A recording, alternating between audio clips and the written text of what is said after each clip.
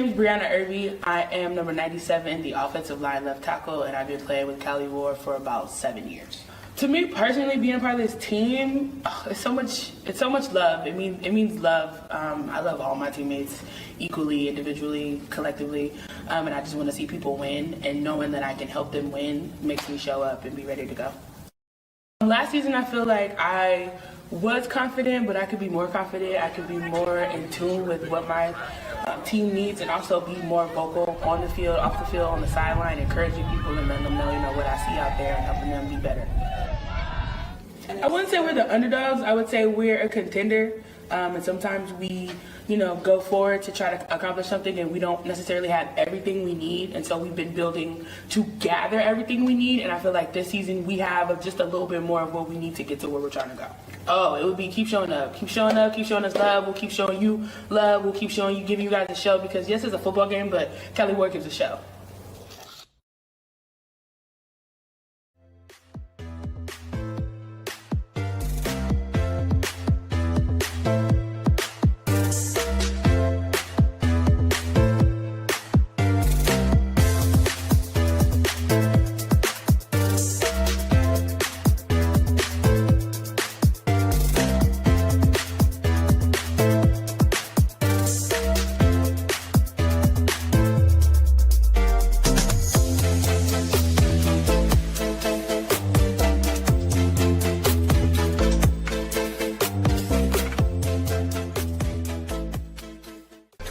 What does that feel like?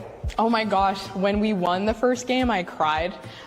You don't really know what it's going to be like when you're creating this team in this environment and you're just going kind of blind. We didn't scrimmage anybody, we weren't able to have that. So going into the first game, I don't think I've ever been so nervous in my whole life. And then, we were super successful, and I just remember crying after the first game and hugging my dad. What up? My name is Lori. We're running back to Cali War. Right now we're doing a photo shoot. Follow me. Right now we got Loya doing our little photo shoot. But let me introduce you to some of the team. Let's go. Your name?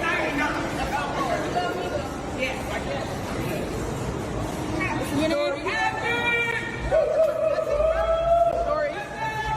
Here, Lawyer. We got a lawyer right here, aka Poppy Lawyer. See why? Daddy. We got Bree right here. Big Irby, not the little one. Over here. We got Ren, aka Rookie of the Year. Rookie of the Year. Big Red. Never the little one, never the little one. Big 9 too. You know what I mean? Good lineman, great lineman. We got 2 more over here. It's PG. Another rookie. Hopefully the next rookie of the year. And that's us.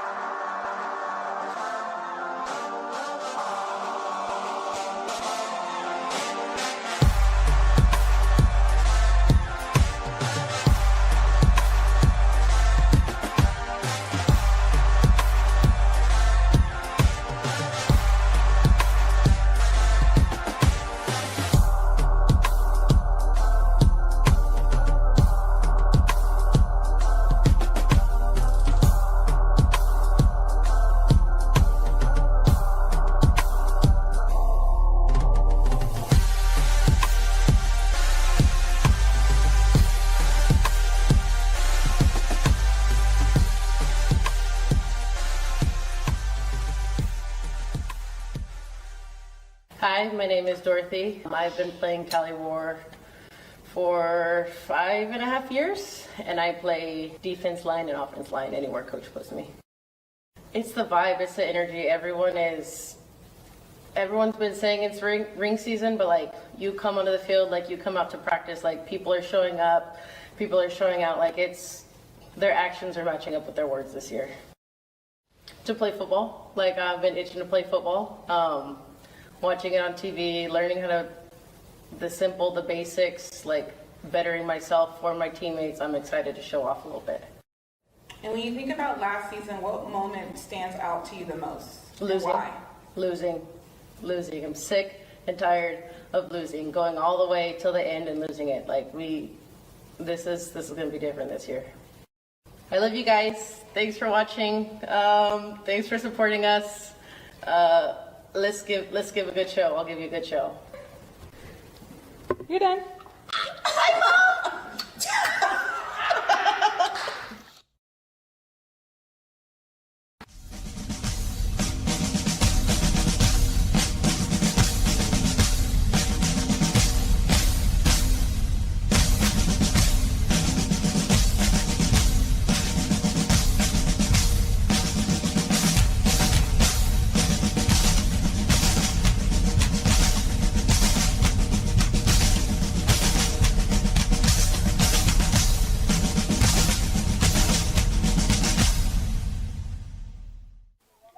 Felker takes the snap, and the kick is up. And it's going to be number 4, Robertson. She's being chased down from behind. And a huge run. She may go all the way. One player to beat. Just bails. As she gets a big block from Vale. And she's going to be into the end zone for the touchdown. Cali War touchdown. So a big touchdown there for Robertson.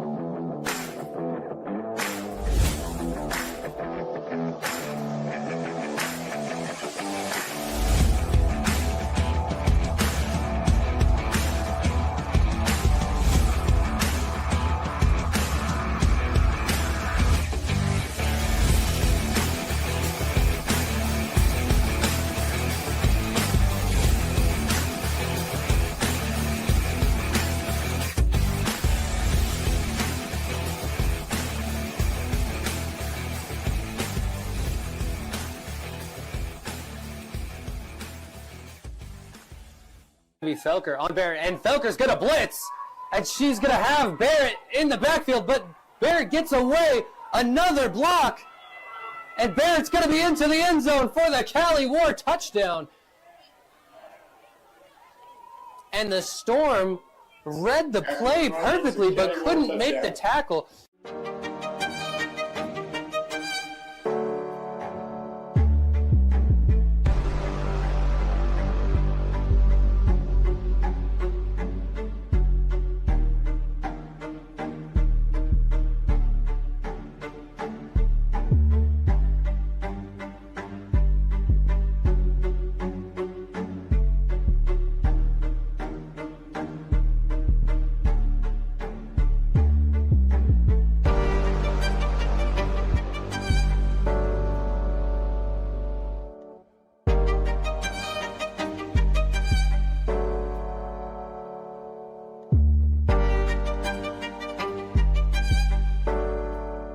Before the game.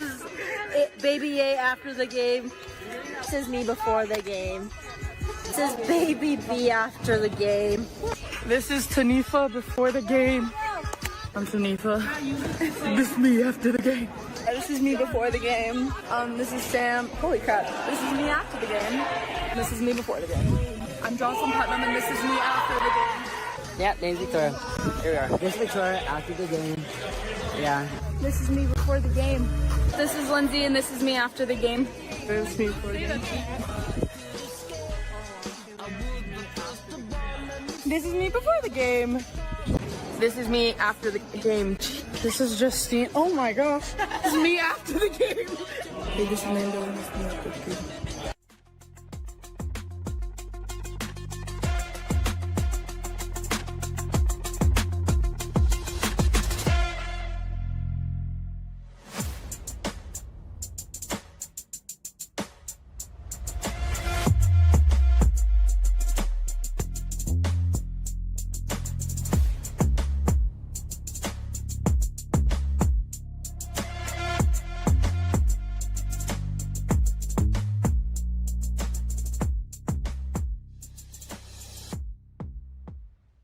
My name is Nori. I play running back and linebacker.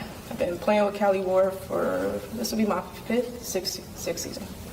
I think the biggest challenge we faced last season was having to stick together throughout all of the obstacles that we faced. It was a lot that we had to deal with and persevere, but we got through it. What's one thing you've been locked in during the off season to level up your game? I've been focused on learning a new position and the new defense that we have. I've been focused on, as well as building my confidence. What are you most excited about for this upcoming season? I would say to switch positions and learn this new linebacker position.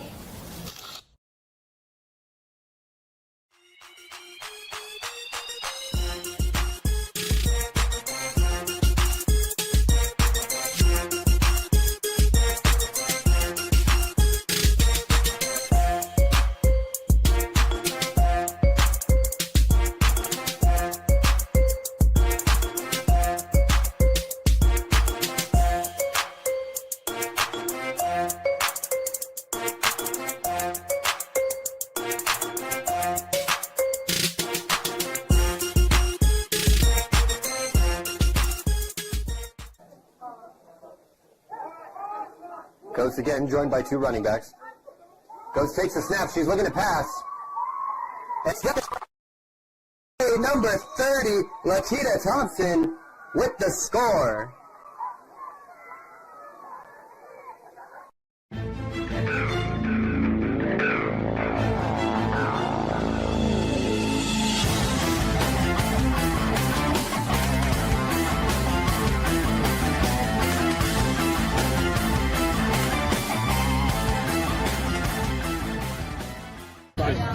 Demonstrate your emotions. Use emotions. And you're so I'm the last guy.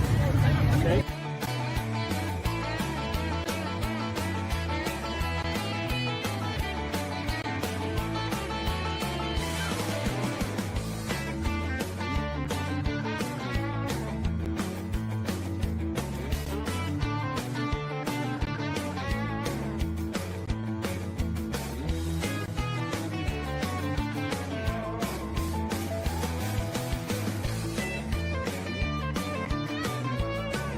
No, it is. Mine's the star eyes like this.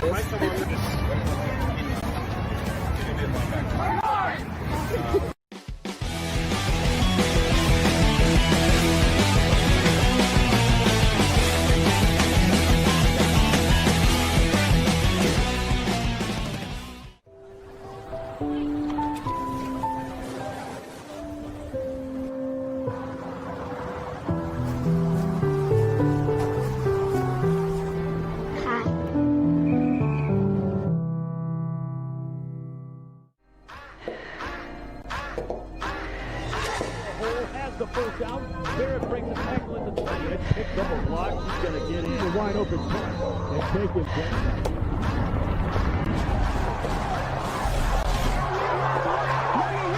It's time.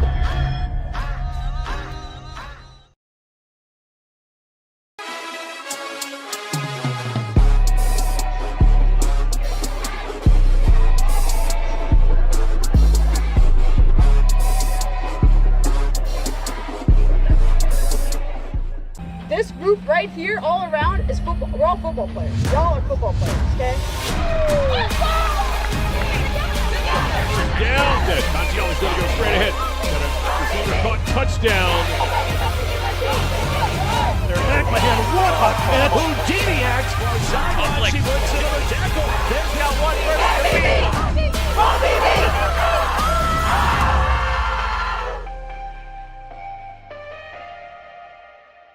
You know the moments, the feeling in your feet, the rhythm of ambition, that extra, that aha, that sight.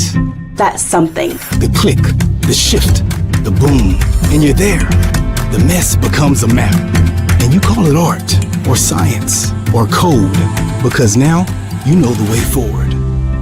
For all the moments that drive you, there's edX. Fuel your ambition with thousands of job-relevant courses and programs at edX.org.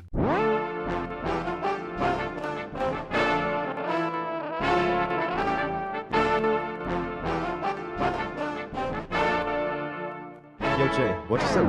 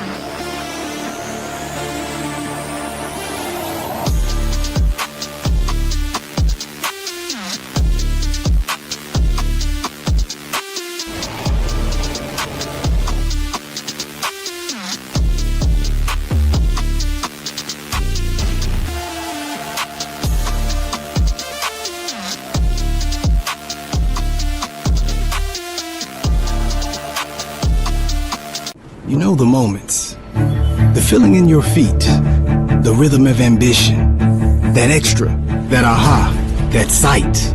That's something. The click, the shift, the boom, and you're there.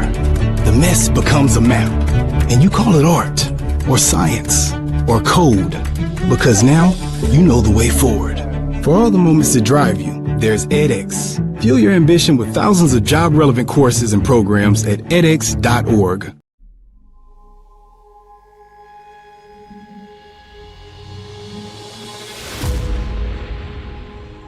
To her left, has time, throws on the run to the end zone. It's caught for a touchdown.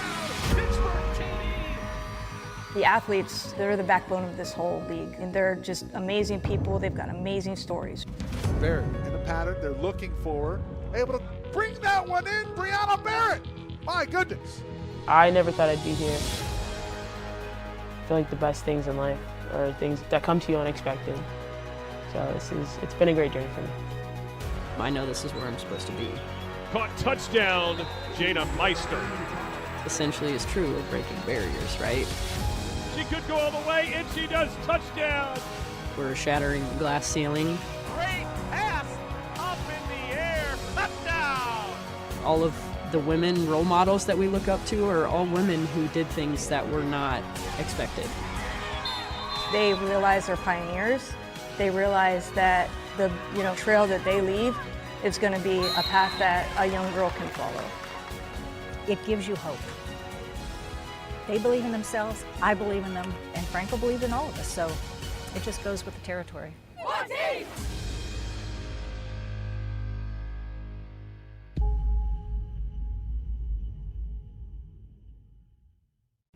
And as we can see,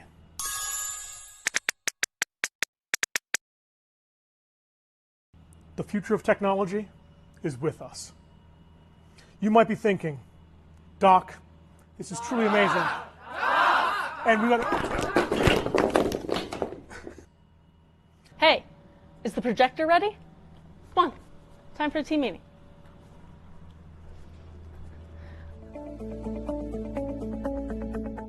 You know the moments, the feeling in your feet, the rhythm of ambition, that extra, that aha, that sight. That's something. The click, the shift, the boom, and you're there. The mess becomes a map, and you call it art, or science, or code, because now you know the way forward. For all the moments that drive you, there's edX. Fuel your ambition with thousands of job-relevant courses and programs at edX.org.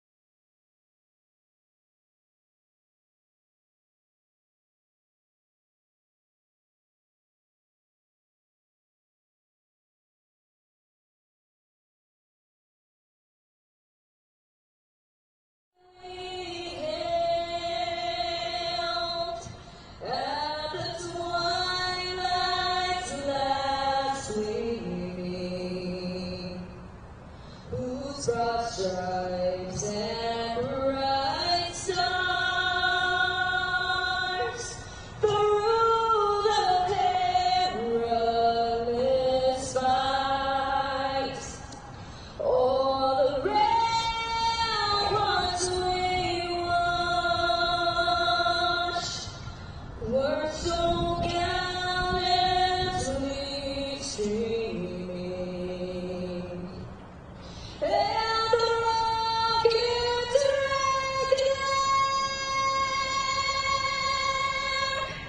the bombs bursting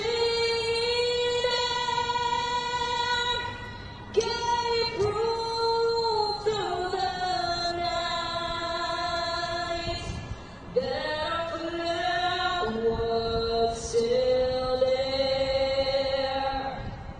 Oh, say does that star-spangled banner yet wave?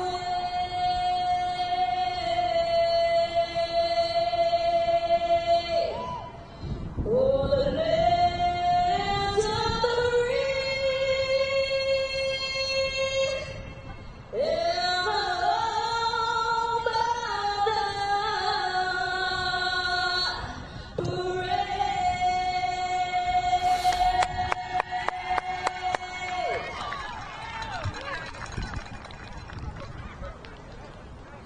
What camera are we on? Okay, thank you.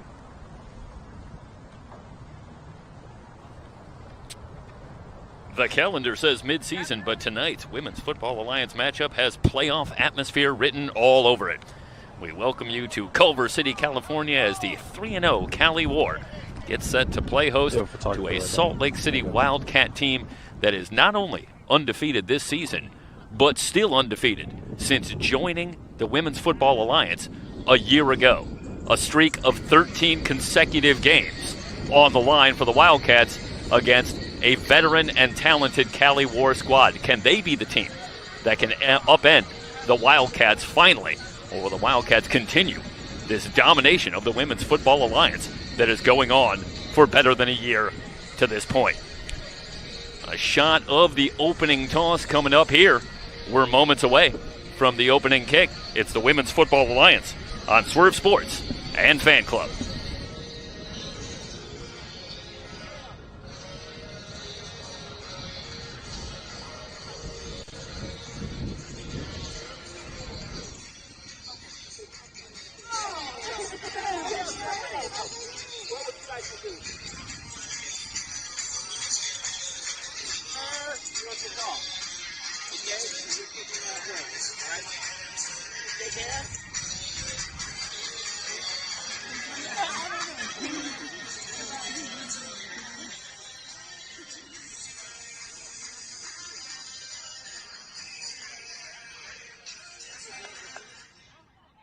All right, ladies and gentlemen, as we get ready for kickoff, we'd like to officially welcome everyone here to Culver City for a great match. Attacks of the undefeated.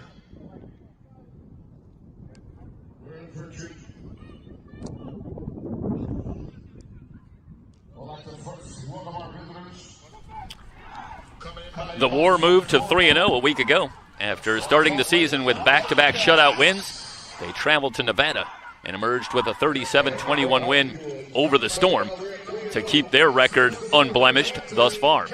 Meanwhile, for the Wildcats, moving to 4-0 a week ago with a 78-14 win against the Mile High Blaze, the Wildcats have been dominating at an almost absurd level so far this season, averaging a little over 60 points a game in their 4 wins and surrendering just 20 points total on the season, bettering their opponents by better than 50 points a game so far.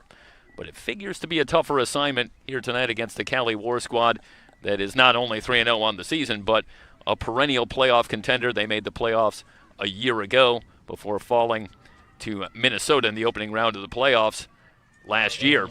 But they're once again poised in the playoff picture But they'll have a stern test here tonight, and again, these two teams will meet in a couple of weeks in the regular season finale. So the second half of the schedule shaping up to be very tough for the Cali War. Sandwiched between those two games is a game next week against the Houston Energy here in Culver City. We'll have that game for you.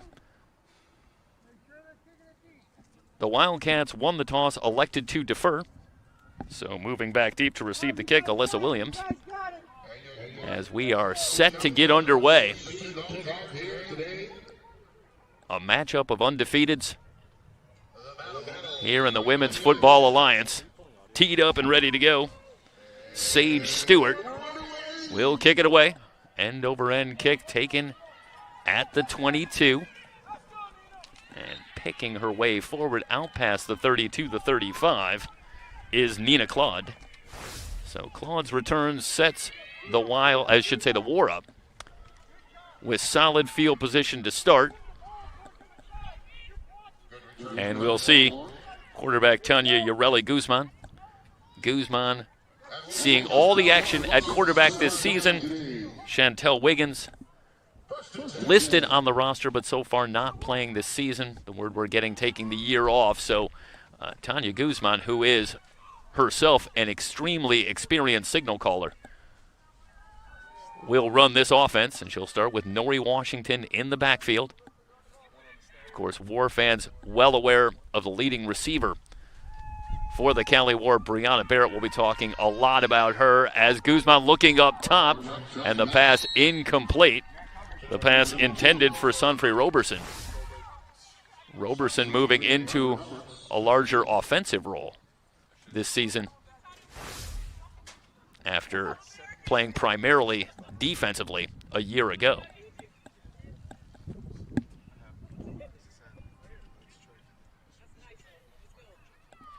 So a 2nd and 10 as the War take a shot downfield on the opening play.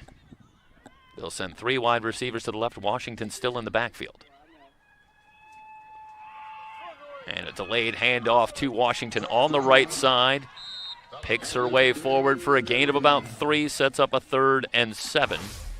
Washington comes in averaging 5.5 yards a carry.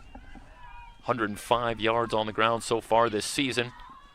One of 3 backs for the War with over 100 yards rushing so far on the season. So they will rotate backs. And of course, fans of the War might be well aware that the punting unit, not exactly part of the picture for the War. So this already might be 4-down territory for the War, who will take their chances going for it on 4th down rather than trying to kick it away. Guzman throwing over the middle. The catch in traffic out to midfield for a 1st down.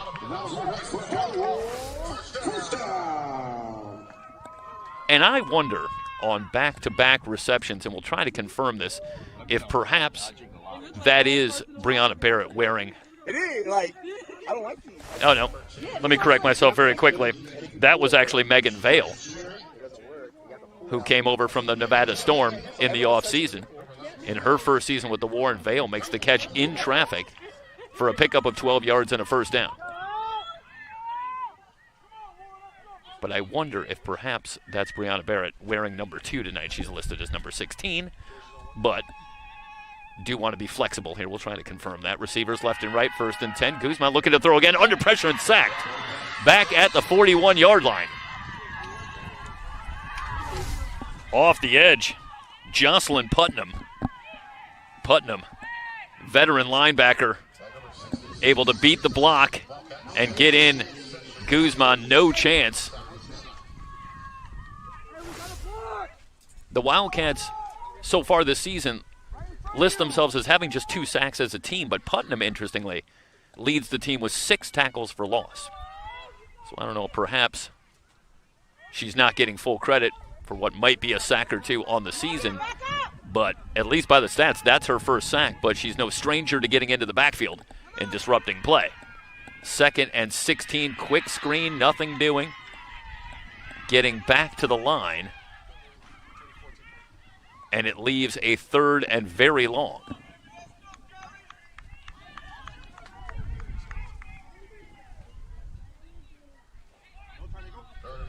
So the War facing a 3rd and long, converted on a 3rd and 6 on the previous series. But this a substantially more difficult task. And again, out near midfield. Let's see how they elect to play it. The War under first-year head coach Miguel Renteria taking over for Jason Grant. And so far, undefeated as a coach. But what a challenge here tonight. Straight drop, Guzman pop flies, and it's incomplete. First target looking for Alyssa Williams, and now it's a 4th and 17. And how do the War elect to play it? I think you got to kick it away here, even near midfield. Again, they're extremely aggressive, or have been in the past, in terms of staying out there on 4th down.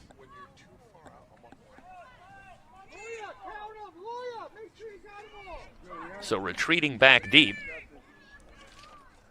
is Laura Getz. Laura Getz really spearheads this program. Great story for the Salt Lake City Wildcats, who were founded in 2025 as an extension of the Utah Girls Tackle Football League, which had started years before. Flags are down as the kick away. We'll wait and see the call. But the Salt Lake City Wildcats, an expansion team perhaps in name only, as this is a program that has been around for better than a decade. And it was Laura Getz, who wanted to keep playing after playing in high school, who started the Utah Girls Tackle Football League. And so this, despite being in just their 2nd year in the Women's Football Alliance, is undoubtedly a veteran team. As you get a look here at the replay, and you can see the hold that should set the Wildcats back. Initially, that ball was down at the 30-yard line. And we'll bring you back live. First play from scrimmage for the Wildcats. I formation and the give on the left side. Not much doing on the first carry for standout running back Sam Gordon. Gordon leading the Women's Football Alliance in rushing yards so far this season. They'll want to work quickly in the pass. Incomplete first target for Lexi Ronning. And the pass incomplete. Ronning, another interesting story. So we've got a lot to talk about here with Gordon, who we'll certainly be talking about throughout the game. But Ronning as well, who comes over in her first season with Salt Lake City after playing a year ago for the Sioux Falls Snow Leopards, a Division III team. And what a break for Salt Lake City, as Ronning posted 7 touchdowns a year ago for Sioux Falls. But Sioux Falls taking a year off from the Women's Football Alliance, expecting to be back in 2027. And so Ronning, perhaps looking around for a place to play, makes the catch here. Out near the 35-yard line for Ronning. But Ronning, needing a place to play perhaps, moves over to Salt Lake City, and what a boon she has been, leading the Women's Football Alliance with 9 receiving touchdowns so far on the season. That is nearly twice as many as the next closest receiver. Second in the league is just 5 receiving touchdowns so far. 2nd and long. First carry for Brielle Lamplight. And Lamplight picks up about 3 yards, brings up a 3rd down from the 44-yard line. No, that's actually a first down. Let me correct myself. So Lamplight with 3 yards, enough to move the chains. Gordon again on the carry, hit in the backfield. A loss of a yard. Nori Washington in the backfield quickly, and Gordon, see there, trying to go straight ahead, following her center, Amelia Tanifa. Quick throw, incomplete, looking for Archuleta. And it's a 3rd down. And they'll call it about 8. From the 46-yard line of Salt Lake City. Midway through a fast-moving first quarter. Well, right away, an adjustment for the War. against a Wildcat offense that is moving very quickly. No time to waste. Dual setbacks. Gets, throws on the far side, finds Ronning again, but Ronning running out of bounds. Or I should say run out of bounds, about a yard shy of the marker. Good job closing out by Megan Vale, out on an island with Ronning, and able to hold Ronning short of the first down marker, but the quick snap and the keeper good enough for a first down. Gets on a great push by the interior of that offensive line. Has enough for the first down, dragged down by Tamara Taylor, but not before she picked up 6 yards. And the Wildcat drive continues.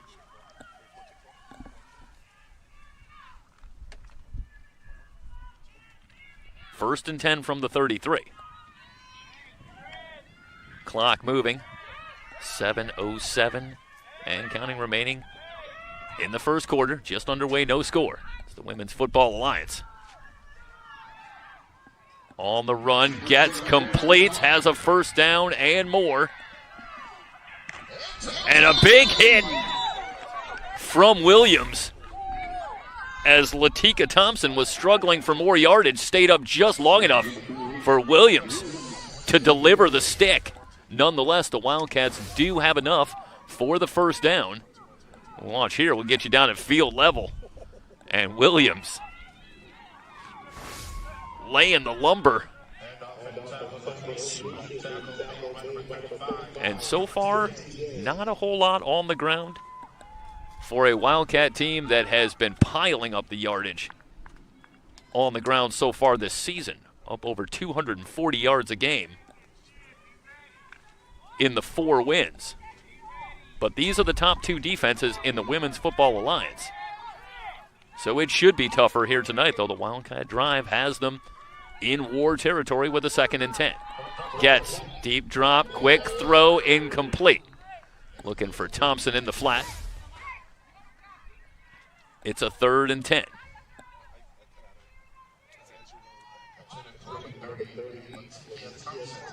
Gets, one of the captains and leaders on this team, certainly. Perhaps the advantage of playing for a coach that she knows well, her father, Sean Getz, who coached during the Girls Tackle Football League and moved over as they made the move to the Women's Football Alliance a year ago and promptly won a Division II championship. Gets on the bootleg, looking for the edge, not going to get there.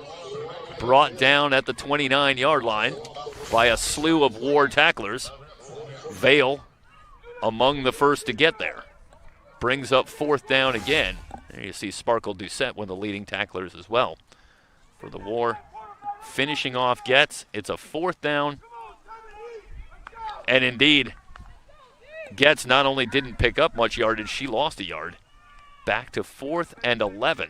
And a decision for Sean Getz, not much of a decision. This would be a lengthy field goal try, 46 yards. So they're going to line up to go for it on a 4th and 11. And a chance for the war to get off the field on this opening drive. Still scoreless.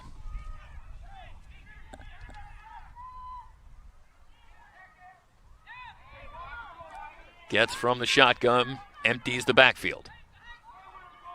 Archuleta in motion on the end around. Victoria Archuleta with blockers in front, but a big hit just shy of the 20. Gonna hold her short, Sanfre Roberson. Let's watch here.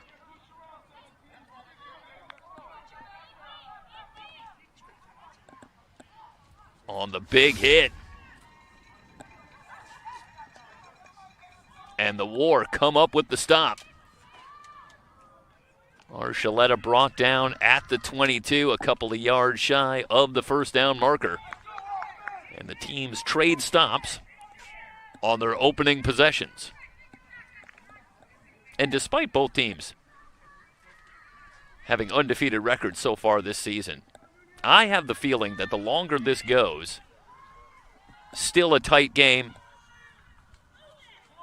the better it is for the war, who I think want to extend, get this into the second half in a close game against a Wildcat team that has been running away in their wins so far this season. Washington brought down in the backfield a loss all the way back to the 16.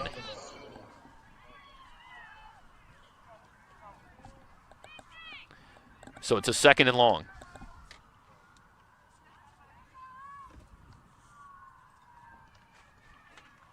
After the big loss for Washington, they'll spread out. A pistol formation. Wildcats showing blitz. Here they come. Guzman on the drop, throwing over the middle, incomplete. Double coverage on Barrett. And the pass incomplete, leaving a 3rd and very long. It's easy to get lost in numbers for the Wildcats offensively, but as I mentioned earlier, the top 2 defenses in the Women's Football Alliance, and the Wildcats have been arguably every bit as good defensively so far this season, and going back to last year where they secured a Division II championship with a shutout over Baltimore in Canton last year to take home the title in their first year in the league. Promptly moved up to the pro ranks this season and have hardly lost a step. Guzman, short drop. That ball batted down at the line. Now the whistles will finally come in, but a quick 3 and out for the War, who haven't been able to get much of anything going against this Wildcat defense in the first quarter, and the Wildcats will figure to come out of this with very good field position as the War once again forced to kick it away.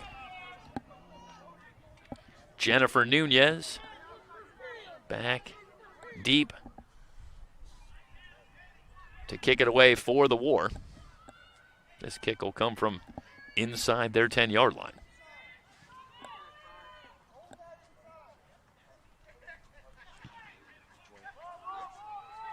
High kick, short, does take a War bounce. There is some contact. That was perhaps still a live football. Getz took a shot before she could really get to the ball, and the flags come in late, so I think this is going to go against the Cali War. It's going to cost them some yardage, as I don't think Getz got to that ball. So they'll huddle up for the call. Our referee tonight, Apollo Martin. We are having some difficulty with our scoreboard, so we'll try to keep you apprised of the situation as much as possible while we're getting that corrected. And this going to be marked off from the 38, so it's going to be a very short field for the Wildcats.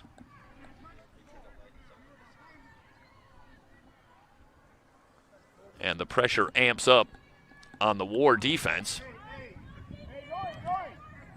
as they'll take this down to the 22. Well, it looked to me like they marked off 16 yards, not 15, but might have also started from the 37. So Getz and the Wildcat offense on with a golden opportunity to strike first.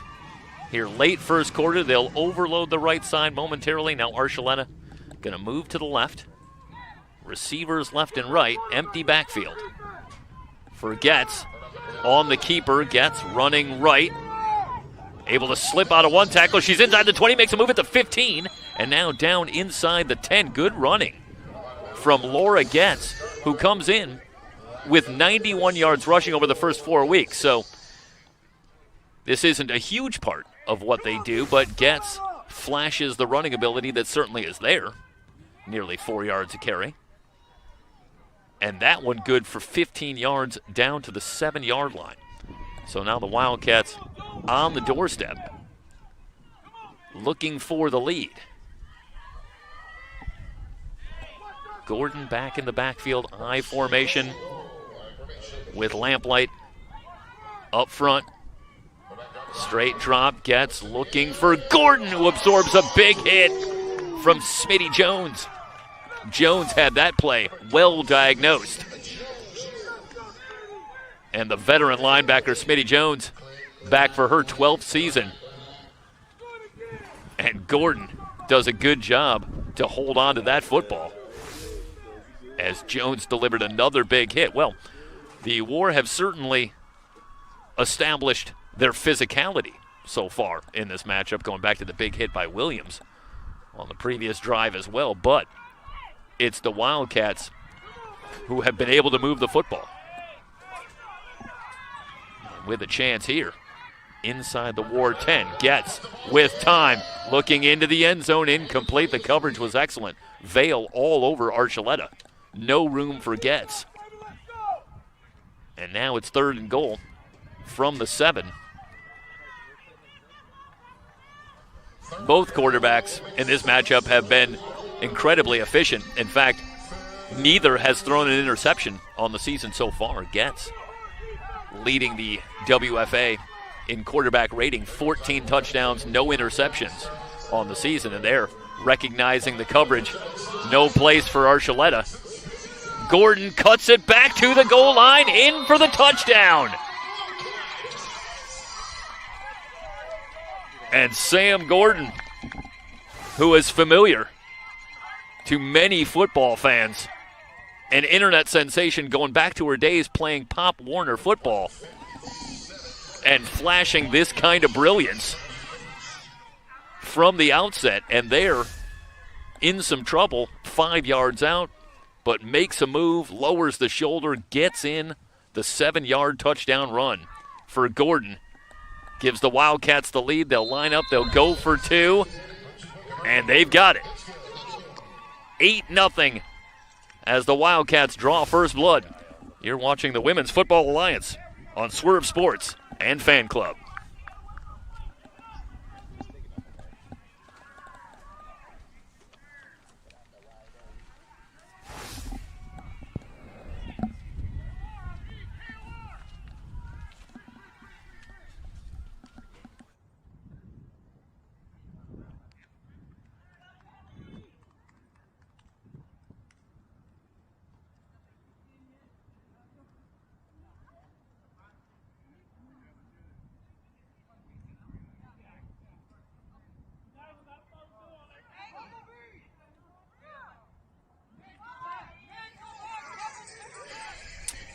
.157 remaining in the opening quarter, and Salt Lake City taking advantage of the short field.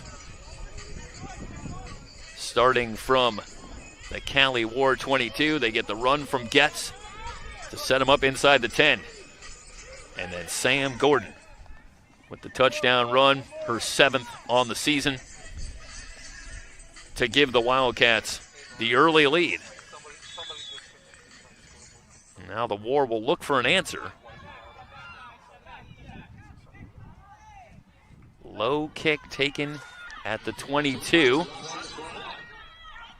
Over to the near side, out past the 35. And that's where the War will start on the return by Nina Claude. 13 yards. And the War will go to work. They have been able to do next to nothing on their first 2 possessions. Did pick up a first down on their opening possession on a completion to Megan Vale. Got as far as midfield before the drive stalled. But the Wildcats were able to effectively reverse the field position and eventually took advantage of the short field for the scoring drive.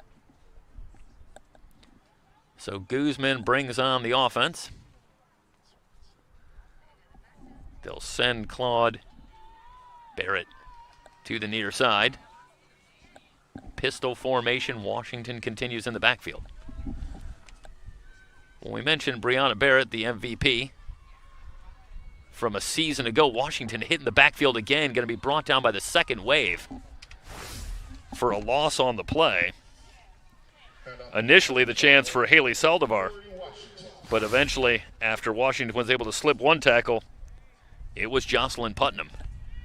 In for the tackle, a loss of 3, sets up a 2nd and 13. But Barrett, last season, dynamic, over 1,200 yards rushing, including a 452-yard performance in the regular season finale a shootout win against Minnesota, in which Barrett solidified her case for the MVP, certainly,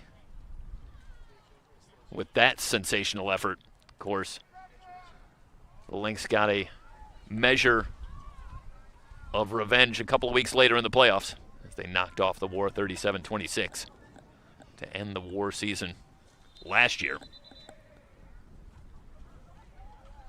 And a timeout on the field. Come back, the War facing a 2nd and 13. Salt Lake City on top 8-0.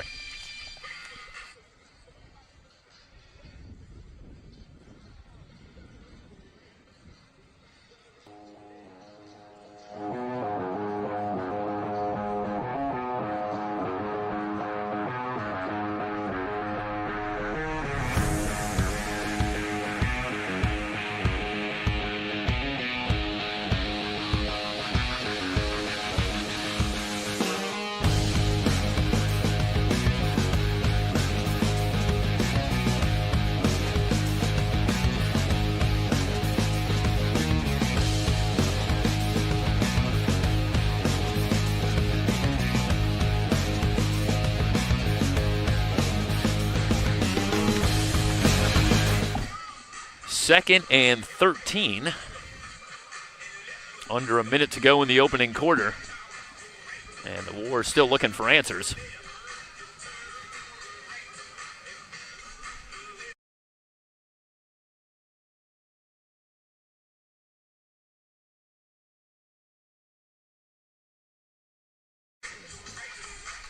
Well, we've seen a couple of shots to Brianna Barrett so far. Couple of pass attempts, but it's interesting over the first 3 weeks, for those who have been following the Cali War, that thus far the War have been fairly economical as Guzman in trouble again and sacked. Had a coverage sack, if you're ever going to see one, as Guzman holding and looking, trying to go somewhere with the ball, but eventually just had to eat it. Takes the sack. It's the 2nd sack on the game so far for the Wildcats, and it leaves a 3rd and 19. Getting back to Barrett, it's been interesting in the first 3 weeks. They've been fairly economical with the touches for Brianna Barrett, who has just 17 touches over the first 3 games, 10 receptions and 7 carries. She's been typically sensational with 5 touchdowns in those 17 touches, but this has not been an offense that's been built around getting Barrett as many touches as possible, at least not through the first 3 weeks. But now facing a 3rd and 19 as the first quarter runs out, the War, I think, going to have to find a way to put Bree Barrett front and center as we move to the second quarter. Through 1, Salt Lake City on top of the Cali War 8-0. It's the Women's Football Alliance on Swerve Sports and Fan Club.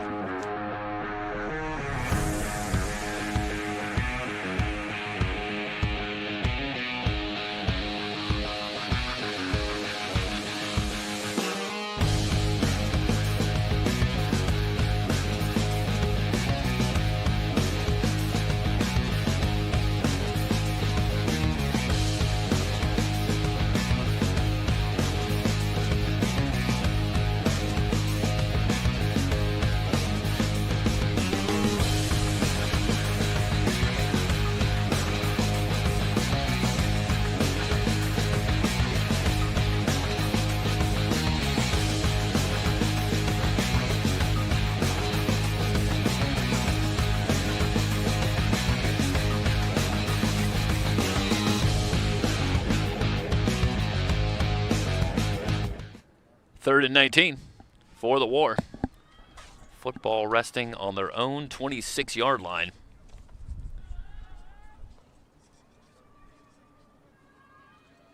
And after some success on the opening drive for the War in the form of a first down,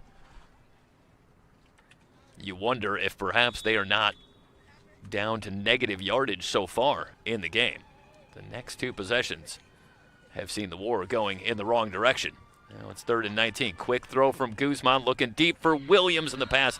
Nearly intercepted. Archuleta had good coverage, able to break it up. It's been a ball-hawking Wildcat defense so far this season, led by Getz in the secondary, who has 5 interceptions over the first 4 games, and Archuleta nearly had another one here. She had a pick 6 in the win against the Mile High Blaze last week to get the scoring started. Able to break up the 3rd down pass. On again to kick it away is Nunez.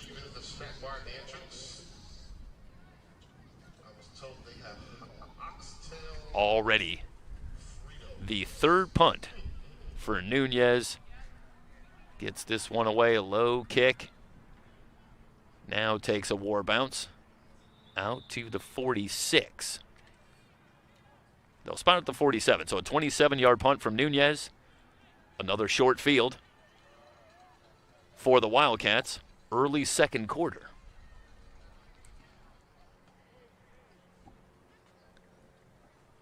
And a Wildcat defense that is allowing just 5 points a game over the first 4 weeks, so far as advertised. Pitching another shutout.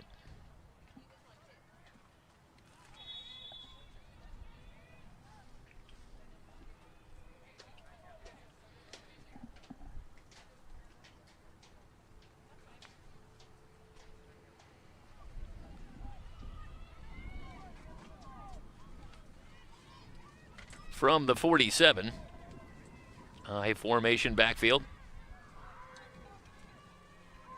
They empty the near side, and they give to the tailback, Gordon. And Gordon now squirts through. Check that. The give actually went to Brielle Lampright. So Lampright, who's been outstanding so far this season as well. 256 yards, averaging nearly 9 yards a carry on the season. Picks up about 5 yards now. Finds some running room down the far sideline. Stepped out of bounds, but did pick up enough to move the chains. 6 yards for Getz and a 1st down for the Wildcats, who are now starting to assert themselves in the running game.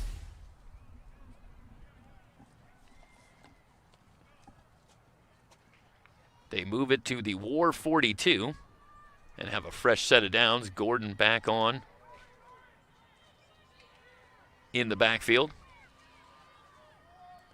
Offset I formation.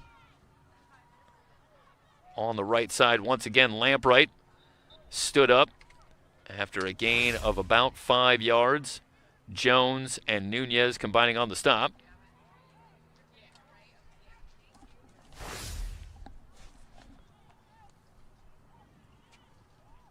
Got to the 39. We'll call it 3 yards. I was a little optimistic. 2nd and 7.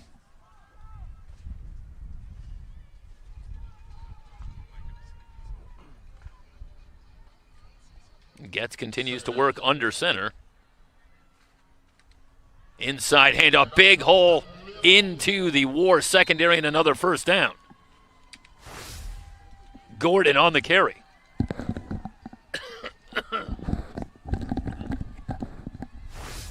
Well-designed play. The misdirection and a big hole for Gordon. Another 1st down following McCabe and Tanifa.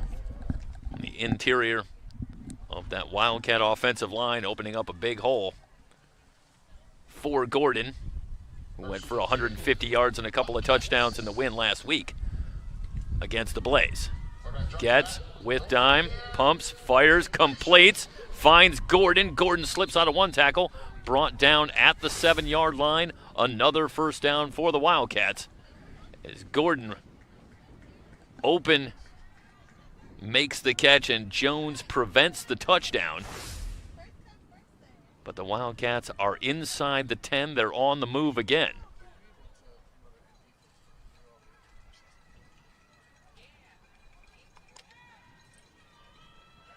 Bunch formation. Gets on the keeper, pushing the pile. And now stood up and pushed back. Jones and Vale bringing Getz down.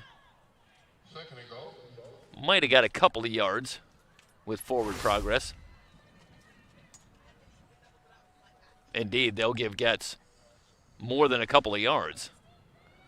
They'll say with forward progress, she got all the way down to the 2. 5 yards for Getz, 2nd and goal from the 2. Getz going to keep it again. Initially stood up, now with second effort, still pushing the pile. No signal yet, and she's in. So Getz. And it was a good push again up front, initially on Getz, but give the Wildcats a lot of credit. Getz didn't stop working and eventually found a little room on the right side. Following her right guard, Justine Larson. And it was Antoinette Borders-Frazier in the middle that initially stopped up that run. But Getz moving to the right eventually finds pay dirt. Quick pitch. Gordon's in. Wildcats convert on the 2-point conversion again and push the lead to 16-0, 11:28 remaining in the first half. You're watching the Women's Football Alliance on Swerve Sports and Fan Club.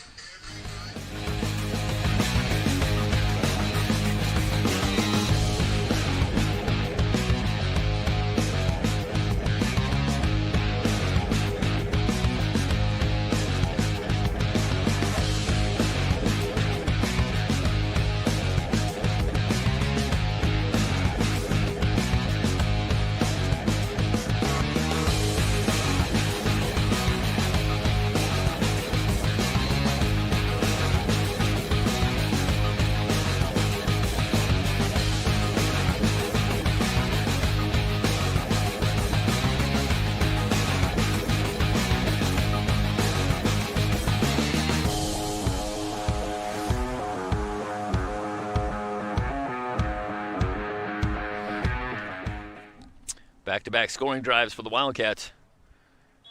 And a 16-0 lead. Early second quarter.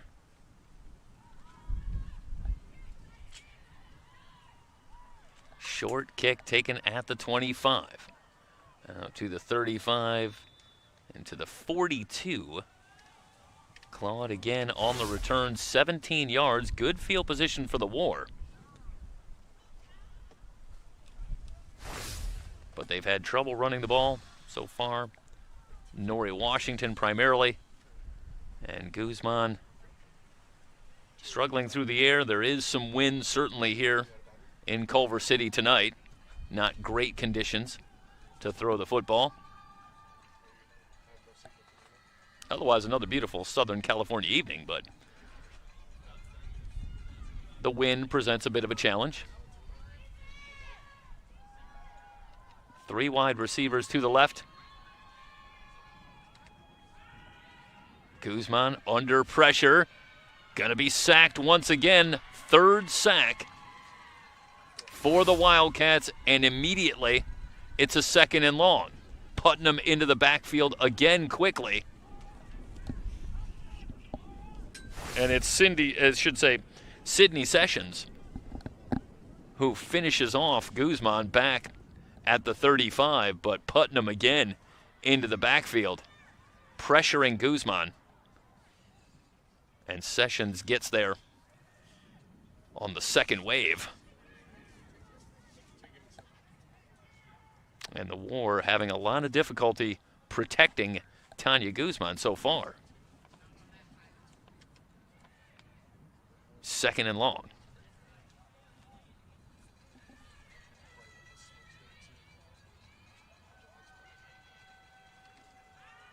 They bring 4. Guzman in the backfield. Might have been a face mask. I don't see a flag just yet. Guzman is brought down for another sack, but let's see if we have a look up here. Now, it might have been the hair of Guzman. Pressure coming from Tatiana Sanchez. And no flag coming, as they're going to rule that was not the face mask, but rather look like the flowing hair of Tanya Guzman. That couldn't have been too fun either. Putnam getting there for the sack along with Haley Saldivar. 3rd and a mile for the War. Guzman gets it away, pop flies the near side. Barrett, the intended receiver, but the pass incomplete. The Cali War player down, but now being helped up. Guzman finally able to get a pass out, but off target looking for Barrett. It's quickly 4th down, and a drive that started with some optimism at the War 42 is going to end with Nunez coming on to kick it away from inside her 20-yard line. They lost 15 yards on a couple of sacks. And now Nunez on for her 4th punt here in the first half. And the Wildcats, again, should come away with pretty good field position. Good kick from Nunez. Takes a War bounce. Getz will take it at the 41. Circles to her right, finds some running room. She's into War territory at the 40, down to the 35-30, and forced out of bounds. But a good return of 29 yards for Laura Getz.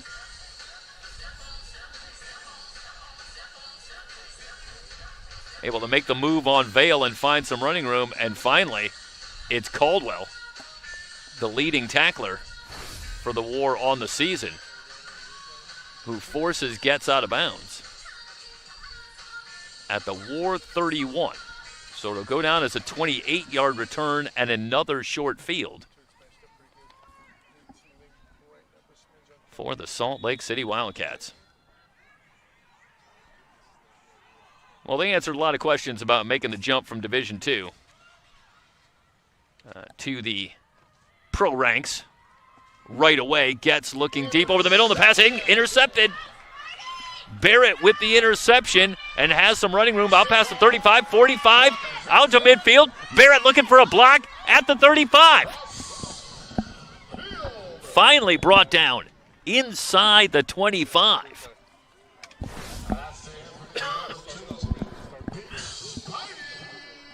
So Barrett hasn't been much of a factor offensively so far, but makes the big play on defense, sitting in that deep zone.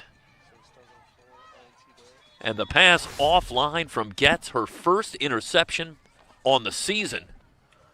And it's a huge play in this one, as the momentum, not to mention the score, was all Wildcats here in the second quarter. But let's see if that changes things at all.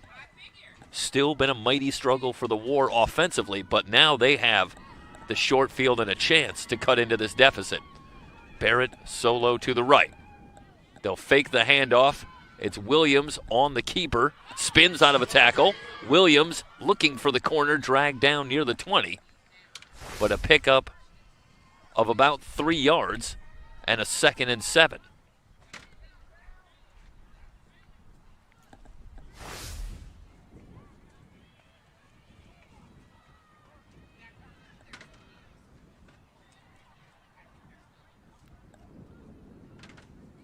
Well, Williams gets the carry. Just her 6th carry on the season. Now let's see if they try to get Barrett involved in the running game, where she's averaging just under 15 yards a carry on the season. 7 carries, 103 yards. Bunch formation. Barrett in motion. And the reverse, looking for Vale. Able to slip out of one tackle, but the Wildcats stringing it out, and it's Gordon who will force Vale out of bounds. Vale does manage to avoid the big loss and pick up a couple of yards. In some trouble, but runs out of room nonetheless. The 3-yard run leaves a 3rd and 4 for the War in what is undoubtedly 4-down territory in the red zone. We saw Vale. We've seen Williams. It's Williams continuing at quarterback. And Guzman split wide to the left. Barrett again solo to the right. Now they'll overload the far side. Barrett gets the handoff, cuts it back, takes a big hit by Gordon short of the first down marker. That is a tremendous open field tackle from Gordon. Watch her close to the football and holds Barrett shy of the first down. And it does leave a 4th and 1. And how often do you see that? With Brianna Barrett running the football. But Gordon, with the speed, closes and delivers a good hit on Barrett. 4th and a long 1. Williams will continue. They'll send 3 wide receivers wide to the right. Big play for the War. Barrett again in motion. Williams fakes, now tries the left side and appears to have enough for the first down. Gordon gets there to bring Williams down, but 4 yards on a 4th and 1, and the War move the chains.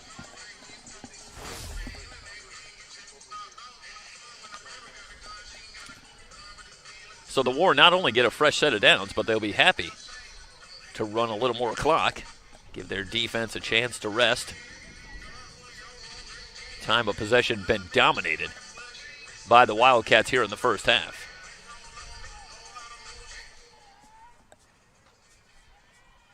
Williams with 3 wide receivers to the right.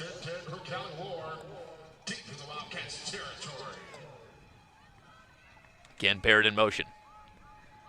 And Williams fakes, now keeps trying to pick her way forward. Putnam off the edge. Lowers the boom on Williams. A gain of perhaps a yard or 2.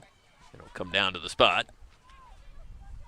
Tell me about the physicality out there as Putnam.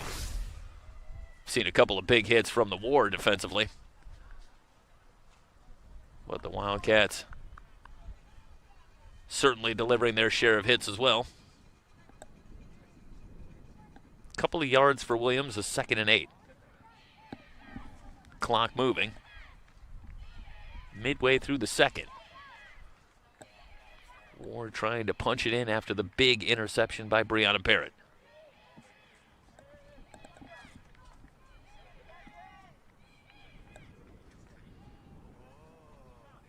And the War going to take a timeout.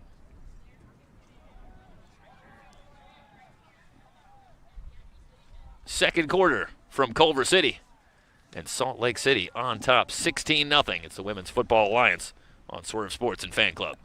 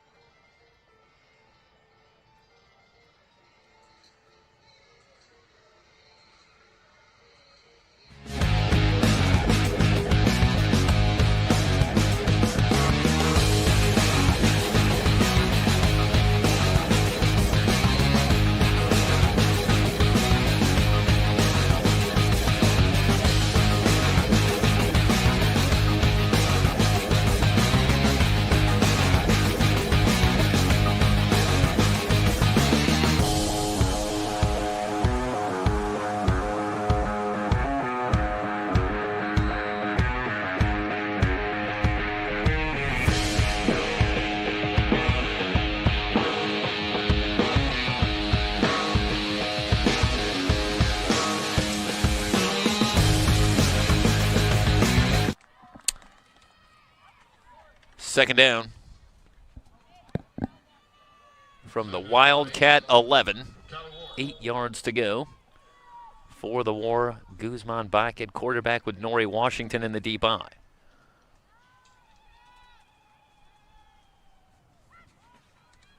Has the snap. Straight drop with time. Guns over the middle, incomplete. Looking for Vale. And the pass incomplete. Sage Stewart had the coverage, but good protection for Guzman. One of the rare times she's been able to step up into a pocket so far here today against this front line for the Wildcats that has been in the backfield in a hurry. 3rd and goal. And again, even on a 3rd and 8, got to believe that the War are looking at 2 plays, trying to get this final 11 yards. It's Washington on the carry and hit immediately, didn't get back to the line. Getting there quickly was Justine Larson initially, and Washington with second effort might have gotten back to the line, but quickly ran into Putnam after escaping Larson. We do have a player down. We'll step aside with the War facing a 4th down when we come back.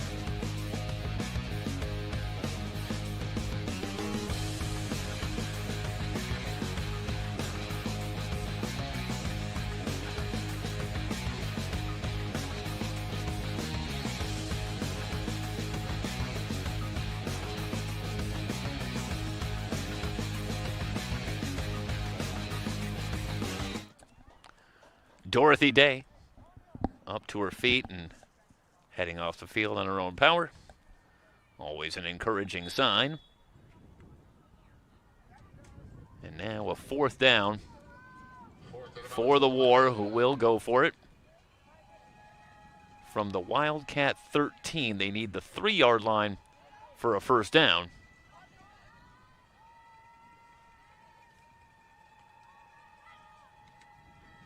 Straight drop. Guzman with time into the end zone. Intercepted. Gets another interception. Her 6th on the season. And now both quarterbacks who had come in without throwing an interception on the season have thrown one in the first half. As the defenses continue to step up, particularly this Wildcat defense, pitching a shutout so far. A late flag on the return did come in. So we'll see how that is ultimately assessed. Getz initially got the return to the 27-yard line, giving the Wildcats some breathing room.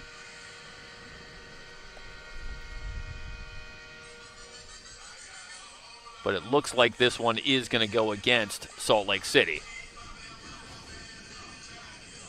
So the personal foul on the return, and that will take it back inside their own 15-yard line, but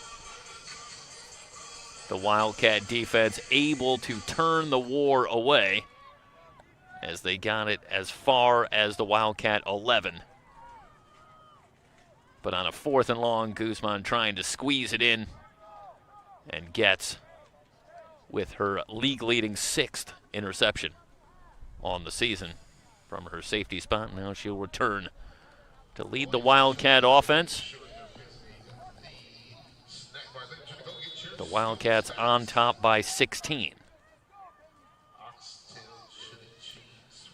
If you're just joining us, a pair of touchdown runs, one from Gordon, one from Getz. For the Wildcats accounting for the scoring. Good hole for Gordon. Able to spin away, but not all the way away from Vale. But nonetheless, an immediate first down. Nope, about 9 yards. So Gordon just about a yard shy. The quick snap gets on the keeper. Does appear to have enough for the first down. So a couple of yards for Getz.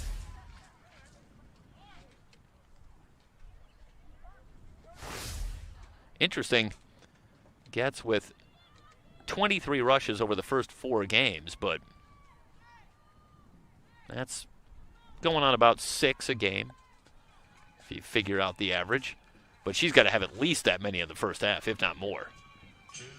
So Getz running with the football has been a key component of the Wildcat offense, and pass dropped by running.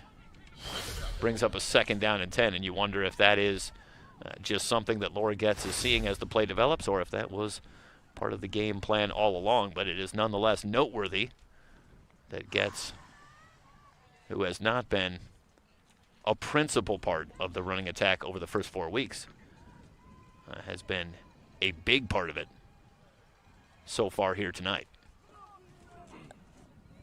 And it's been effective. 2nd and 10. Quick pitch to Gordon with running room on the left side. Able to split a couple of tacklers out past the 35 to the 40. Good hard running from Sam Gordon. And look at the room that she has on the left side before she encounters any resistance from the War defense. That is working behind the left side of that offensive line. And Amanda McCabe at left guard and Jocelyn Putnam playing both ways at left tackle. And that was an awful lot of room for Gordon. A timeout on the field. First down for the Wildcats when we return from their own 40-yard line. They lead at 16-0.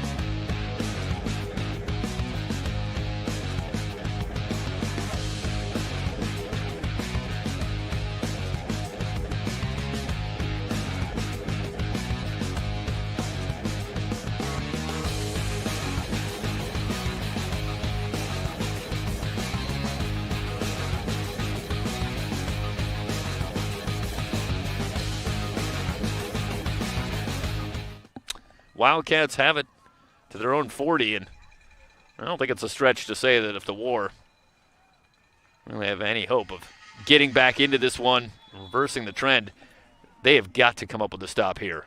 I don't think they can let the Wildcats carry that much momentum into the locker room, already up 16-0. So this becomes a critical stop for the War defense, trying to hold it here at a couple of scores. 6 yards for Gordon brings up a 2nd down and 4. Clock moving, but Salt Lake City still with all 3 timeouts. Good hole again for Gordon, who has enough for a first down. And now it's Gordon who's starting to pile up the yardage here in the first half. Into War territory at the 48.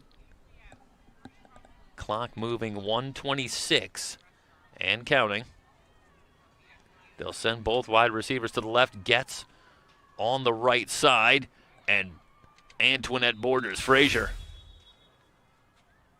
able to track that play down as Getz tried to cut it back. Running into the defensive tackle and general manager of the Cali War, Antoinette Borders-Frazier, who will head off.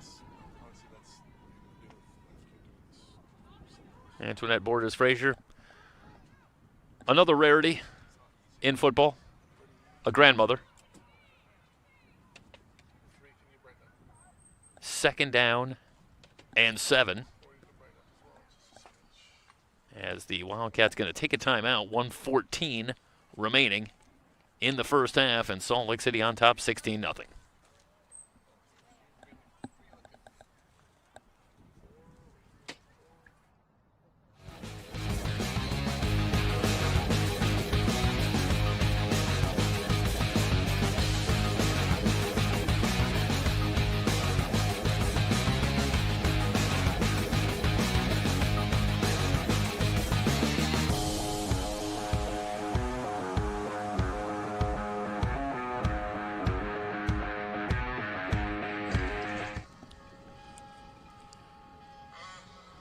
Second down and 8 from the War 46.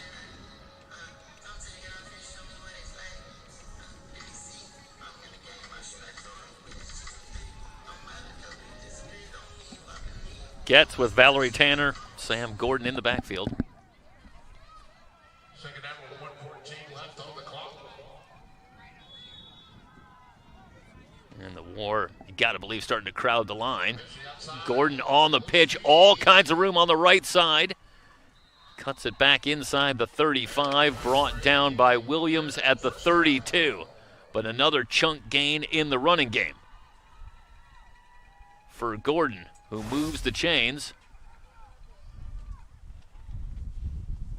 First down for the Wildcats at the War 32. As Frazier returns on the defensive line. Again, they'll send Archuleta and Ronning out to the left. Again, they pitch to Gordon, running left. Again with room. Inside the 30, down to the 22 before Jones forces her out of bounds. And again, all kinds of room. She's 5 to 10 yards downfield before Jones and Vale get there at all. And this Wildcat offensive line continues to have a big first half. Really doing the job, sealing off that defensive line for the War and giving Gordon all kinds of running room.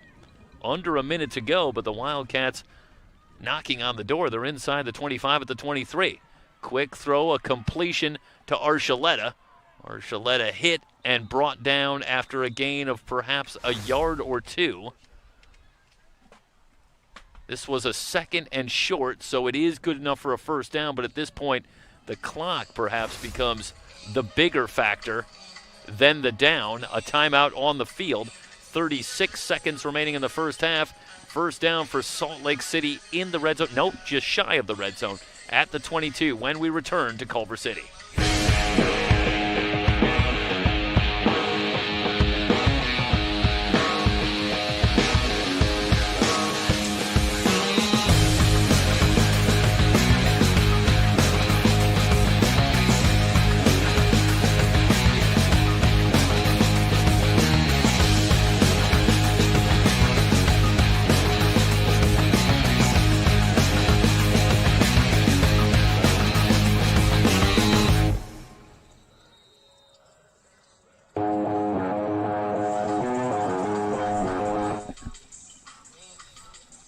First down for the Wildcats.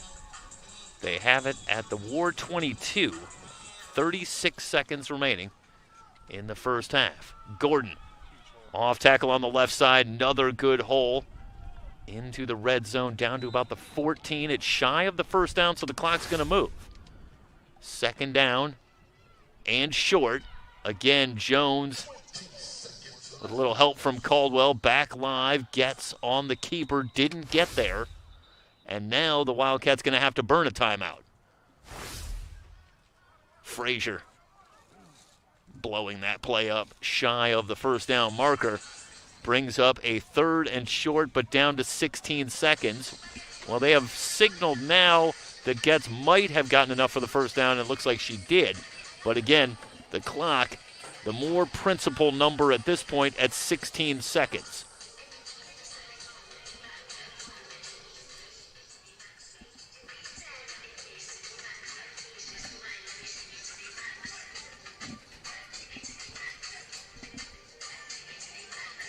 Wildcats still should have a timeout remaining, if my count is right. Can we see the scoreboard from over there? Take you back to some of the action earlier. Big hit from Williams. But Sean Getz and the Wildcats have to consider now what the options are, and they will empty the backfield. So one wonders if maybe they are out of timeouts. Quick throw on the slant, but running. Going to be held out of the end zone, certainly well short.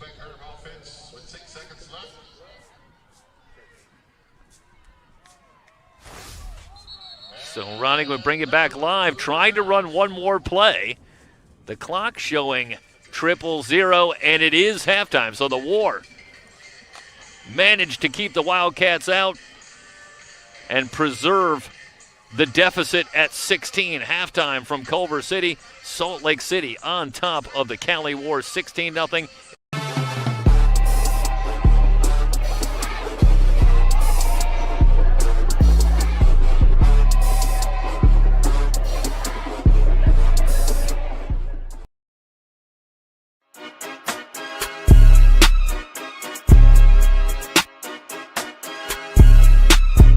This group right here, all around, is football. We're all football players. Y'all are football players, okay? Down it. Tanciali's going to go straight ahead. Got a receiver caught, touchdown. They're back by him. What a catch. Houdiniac. Sideline, she breaks another tackle. They've got one for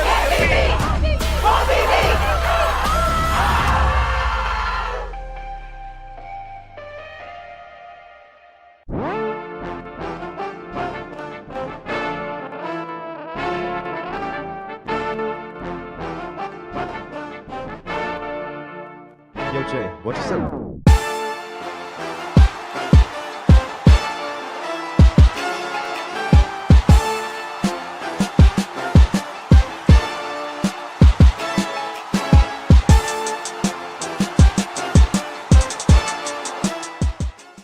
You know the moments, the feeling in your feet, the rhythm of ambition, that extra, that aha, that sight, that's something. The click, the shift, the boom, and you're there. The mess becomes a map, and you call it art, or science, or code, because now you know the way forward. For all the moments that drive you, there's edX. Fuel your ambition with thousands of job-relevant courses and programs at edX.org. And as we can see,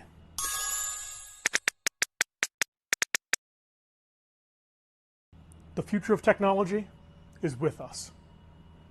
You might be thinking, Doc, this is truly amazing.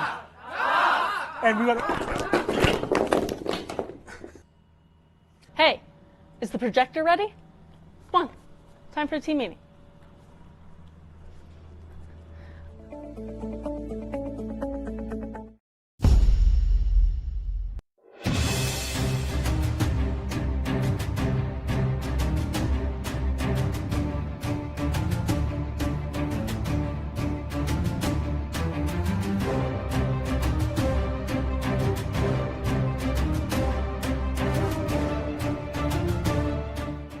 Welcome to the Road to Canton Halftime Show. I'm Brian Sweeney, the voice of the Women's Football Alliance Pro Division National Championship game.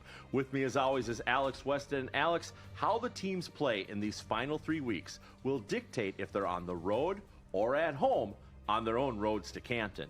The playoff structure this year will look like this. Over in the American Conference, we have the Central Region and the Western Region. The winner of those two regions will take the number 3 and the number 4 teams, depending upon how they're placed. Over on the national side, the number 1 and 2 teams will each advance to the playoffs, with the number 8 team visiting the number 4 team and the number 7 team visiting the number 2 team. Well, it's complicated in structure, but at the end of the day, teams that win their ball games are going to be the teams that advance in the postseason. This is a game and a situation where you have to control home field advantage, because not only is it you get to play at home over the course of the playoffs, you don't have to travel. You don't have to spend time in a hotel. You don't have to worry about coordinating all the logistics that go into playing a road football game. And more importantly, you control how things go on your home turf. Home field advantage is huge. In the WFA, perhaps more so than anything, securing that home field advantage not just in the first round, but also in the second. There were only 3 games in the Pro Division last weekend, and each one lit up the scoreboard with offensive power.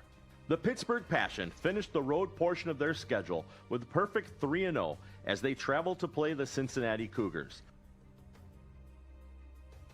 Marcelina Chavez played some of her best ball this season as she led her team down the field at will, putting up points both on the ground and in the air. Final score 42-0. After being shut out for the first time since opening the weekend in 2023, the Cougars are on a bye next week before finishing the regular season on June 13th with a rematch against these same Passion. Pittsburgh will welcome the DC Divas next weekend, June 6th, for a rematch of Week 3 when Pittsburgh won with a walk-off field goal. Chavez continues to get better each season as a quarterback, with her rating now above 130 since taking over the role full-time in 2024.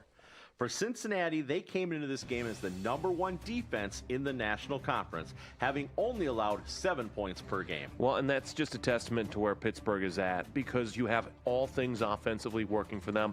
Offensive line, receivers, running back, quarterback. It's been fun to watch just how much better Makai Chavez has gotten year over year at the quarterback position for Pittsburgh. I really like what the Passion are doing, and most importantly, they're staying healthy. And it's a team that needed to stay healthy a year ago and finally has found that consistency and the ability to stay healthy, which leads into winning football. The most important thing for Pittsburgh is I want to continue to see them use Makai Chavez, not necessarily throwing just to the outsides, but more over the middle. Give her the chance to read a defense and exploit it as she can. She's got a great ability to read the defense when she's going toe-to-toe with it. Just give her that opportunity to really exploit it over the middle and see what she can do. For Cincinnati, this is a tough game because it does put them in a tough spot in terms of the Massey ratings, but I also look at the Cincinnati Cougars and say this is a tough out time and time again. You can look at it and say, okay, a year ago our result against Pittsburgh wasn't ideal. You could say this was probably worse, but you still have to recognize that Pittsburgh is a really darn good opponent. It's a good showing by Cincinnati nonetheless.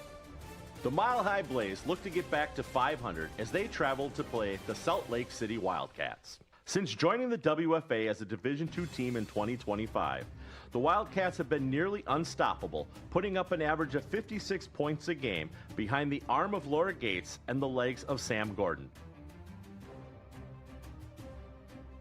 Moving up to the Pro Division in 2026 may have increased the talent of their opponents. However, the stat sheet has continued to show the Wildcats are going to be a team to contend with for years to come, as they put up one of the highest points totals in recent memory at the Pro Division. Final score 78-14. Next weekend, Mile High is on the road at the 0-4 Rocky Mountain Thundercats for a rematch of Week 1 when the Blaze came away with the win. The Wildcats are on a bye next weekend before finishing off the regular season on June 16th, hosting the 3-0 Cali War, a rematch of the game being played right now. Alex, the state of Utah recognizes girls playing high school tackle football, and this model is showing to be successful. There are 3 hallmarks of a dynasty in any sport. 1, winning. 2, consistency. 3rd, and perhaps what Salt Lake is missing the most right now, is a championship at the highest level. They're going to be able to make their case for that. I mean, the scoreline itself is gaudy. When you score 78 points on anybody, it's a notable achievement one way or another. Mile High is a rebuilding team. I think that's safe to say, whether they want to admit it or not. They need help on defense. They need help on the offensive side. They're just not at a pro caliber style of offense or defense right now. But for Salt Lake, all of a sudden, their schedule gets tough. To be a champion, you have to beat the teams that have been at the highest tier above you. And you have to beat teams that have a championship caliber resume. The game that's going on right now that most of the audience is probably watching right now is going to give us a clear indication of just how good, if how good, Salt Lake and the Wildcats can be, whether it be turning into a championship this year or being that final gem of that dynastic run. And in the final game last weekend, the Nevada Storm welcomed the Cali War. When these teams met in 2025, each team won at home, and the Storm was looking to continue that trend to get above 500. The War were looking for their first 3-0 start since 2023. This game was back and forth as teams exchanged touchdowns until Alyssa Robertson opened up the Cali lead with a 70-yard punt return for a touchdown. This was the separation that the War needed to remain undefeated on the season. Final score, 37-21. Next weekend, Nevada welcomes the 0-3 Oregon Cougars of Division II. These teams met on opening weekend, with the Storm getting the blowout win. Cali will welcome the 1-2 Houston Energy. These teams met in Houston last season when the War were victorious 52-6. Alex, the Storm could win out the rest of the season and still not make the playoffs due to their strength of schedule. And Cali needs at least a split with Salt Lake if they want an opportunity to play a home game in the postseason. And right now, with how Salt Lake is playing, that might be a tough ask for the Cali War. But this was a game that was important for both these teams for that exact reason, where you knew that the winner was going to be in the driver's seat and the loser was going to have to find their way, maybe through a different route than what they expected. I think that when you look at the Cali War, again, they're showing you enough, but they aren't really taking a step. For the first time in what feels like a long time, it's a balanced offense for the Cali War. We're not used to them having that balanced offense, but it is. It's starting to come around. Tanya Guzman has filled in really well since ascending to the full-time starting role at quarterback for the Cali War, but she's going to have some tough tests coming up right now against Salt Lake and in a couple of weeks when she plays them again. This is a really tough matchup for Nevada to lose, knowing that it probably sends them out to the east. Granted, a lot can happen between now and then, but that's why this game was so important, because the winner at least would feel comfortable about their playoff fate, whereas the loser needs to win out and have a lot go right, and that's why Cali's looking in a better spot here. After 5 weeks, Alex, we're sitting at 23-1 and 22-2 for our picks. And last week, we were both a perfect 3-0. There are only 18 games left in the regular season, so let's jump right into the Week 6 picks. DC at Cincinnati. I think that Cincinnati will carry a little momentum from their game in Pittsburgh to this game, but it's not enough to stop Amanda Congialdi, who's playing well as anybody. Give me DC. Tampa at Pittsburgh. Pittsburgh, again, I think, especially at home, nothing stopping the passion right now. Give me Pittsburgh. St. Louis at Minnesota. This one's tough for me because it doesn't feel like Minnesota can or should win 2 games in a season against St. Louis, but yet I think it's what's going to happen. Give me Minnesota here. Nevada at River City. Tough matchup for River City. Nevada gets back on the winning streak, and they need to win by 40 here to stay relevant. Nevada. Salt Lake at Cali.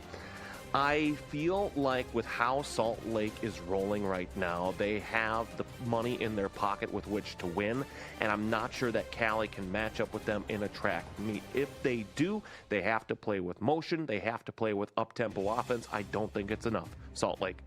And Dallas at Houston. This one is a tough one, too. I think Houston wins because they're at home, but it's a slight win. It can go either way because even though they are small, they are mighty in the Dallas Elite Mustangs, but I still think Houston gets the dub.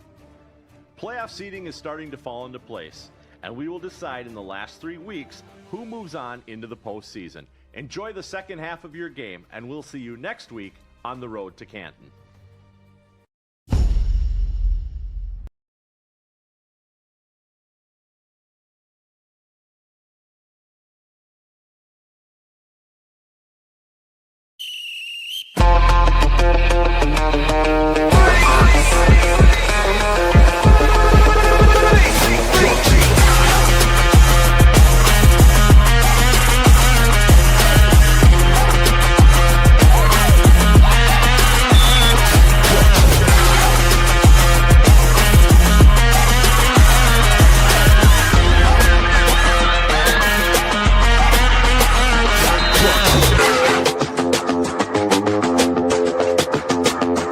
You know the moments, the feeling in your feet, the rhythm of ambition, that extra, that aha, that sight.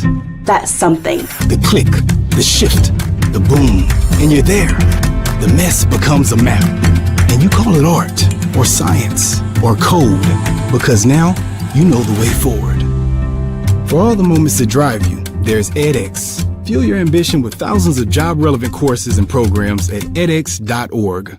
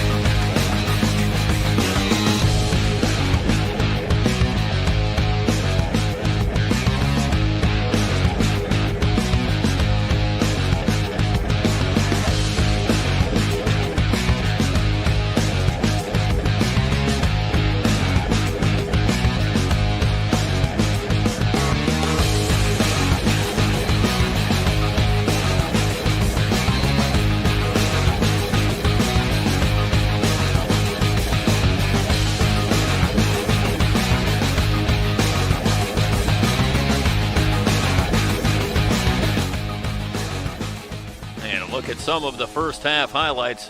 The Wildcats leading it 16-0. And this, perhaps the highlight from the first half for the War.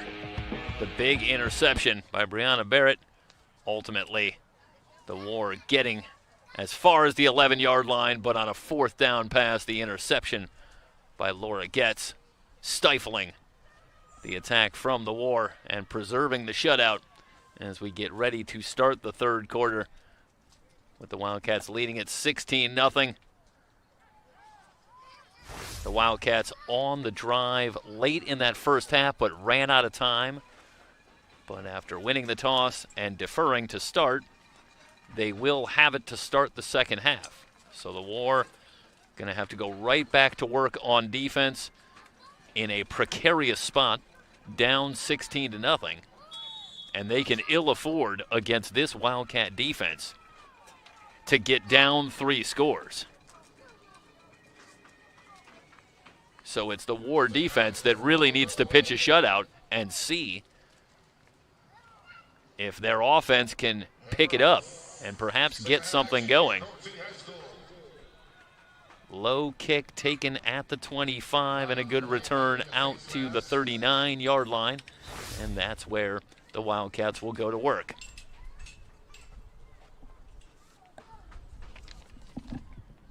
Haley Lavulu with the return. The rookie brought down just shy of the 40. There was a late flag down. But looks like that, well, no, okay. So the call from Apollo Martin, the holding call on the return, brings it back to the 25-yard line. So a little more breathing room for the War defense. Done a good job in the pass game, certainly in the first half. But did struggle containing Sam Gordon, the leading rusher in the Women's Football Alliance, and she gets the call to start the second half. Let me correct myself, that is Lampright. So Lampright, the other head of the two-headed monster, mentioned 9 yards a carry over the first 4 weeks, and running to the right, takes the big hit from Barrett, but has enough for a first down. It is going to be hard to beat Brianna Barrett to the edge, but Lampright does appear to have just enough. They have moved the chains. They'll spawn it at the 43.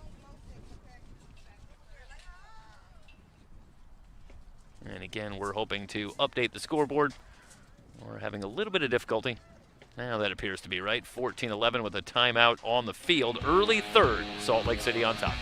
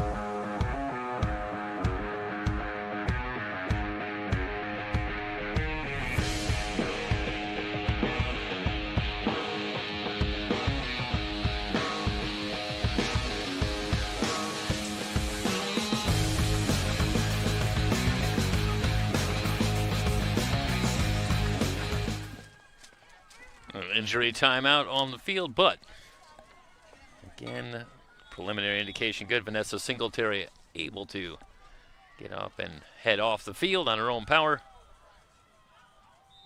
And the inside handoff for a gain of a couple.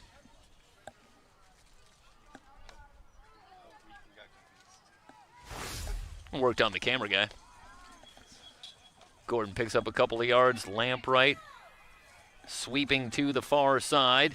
Picks up a block, and she's near the first down marker. Run out of bounds by Williams. About a yard shy, leaves a 3rd and 1. Wildcats have moved it into War territory at the War 48. And a huge play for the War here defensively, trying to force a 4th down. I formation. Snap to Getz, the give to the deep back, 1st down yardage and more for Lampright. To the 36. Good hole on the left side, following Jocelyn Putnam. 7 yards, takes it to the 41. And the Wildcats steadily adding to that rushing yardage total. They have done it almost exclusively on the ground. Another good push up front. Frazier able to drag Gordon down, but not before she picks up about 7 yards to the 34, leaves a 2nd and 3.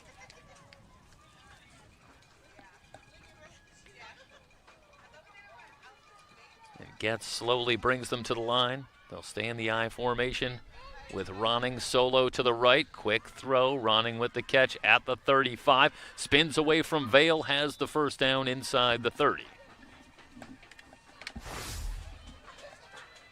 So Vale out on an island against Ronning, and that round goes to Ronning on the spin move. Good enough for a 1st down. They'll spot it at the War 27. Another methodical drive from the Wildcats, who go right back to work. Tight formation, little hesitation, and a gain of about 3 to the 23. Watch here as they go to Lampright, and initially that is pretty well diagnosed by the War defense.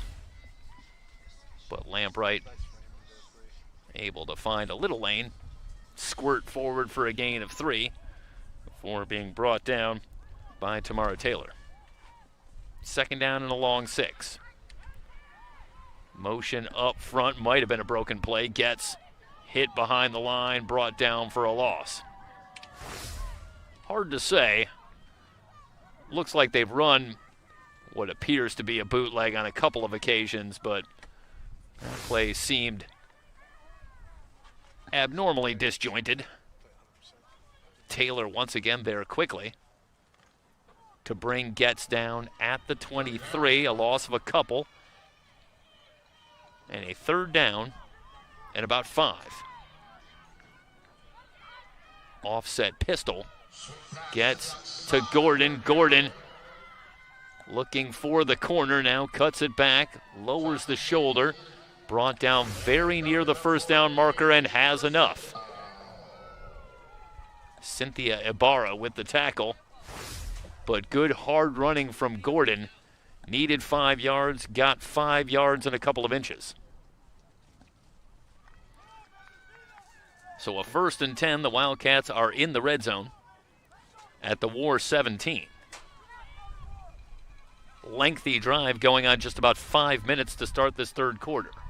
Lampright with a hole on the right side, down to the 10. Barrett will bring her down 7 yards, brings up a 2nd down and 3. Good patient running from Lampright. Again, initially, the War seemed to have that play reasonably well strung out, but Lampright able to eventually find a little lane. 2nd and 3. Tanner in front of Gordon. The pitch to Gordon to the left side, cuts it back down to the 5. Barrett with the stop. Got the first down. So a 1st and goal.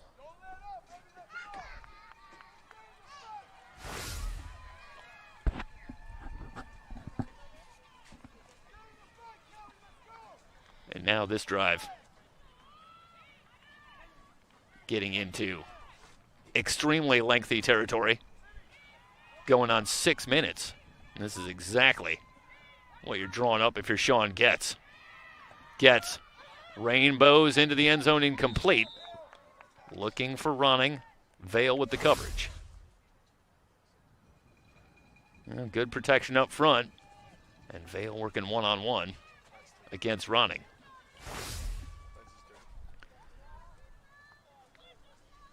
Well, I think that, as much as anything, says how much confidence right now the Wildcats have in their running game.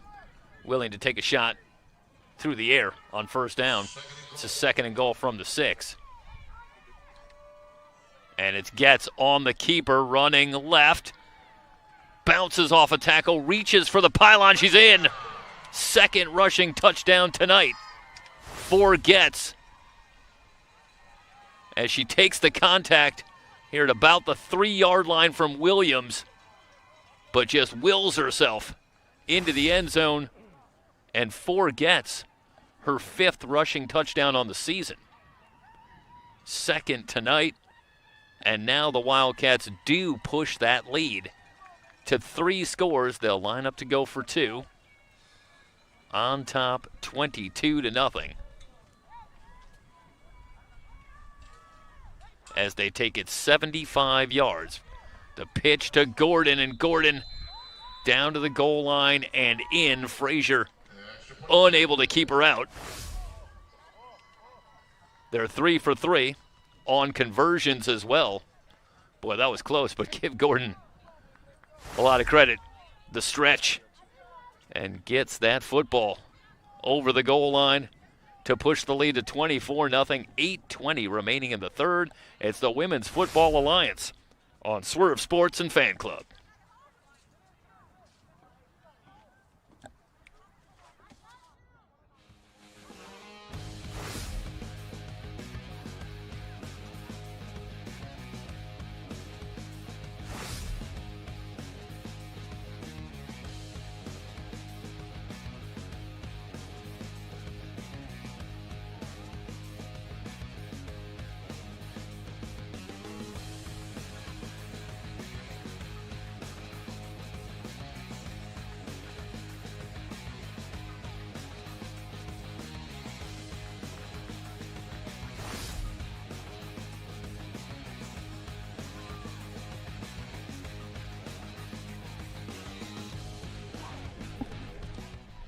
On a couple of replays, that was very, very close.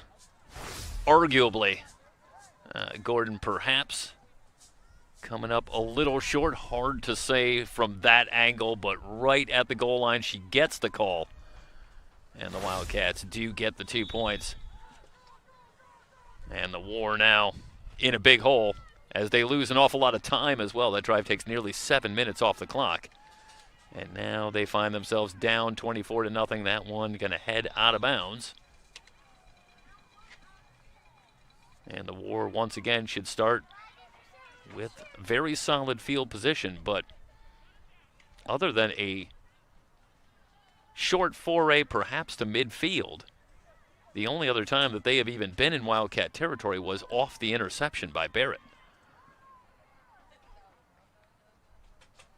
So field position hasn't been the issue, as much as finding a way to string together a couple of 1st downs.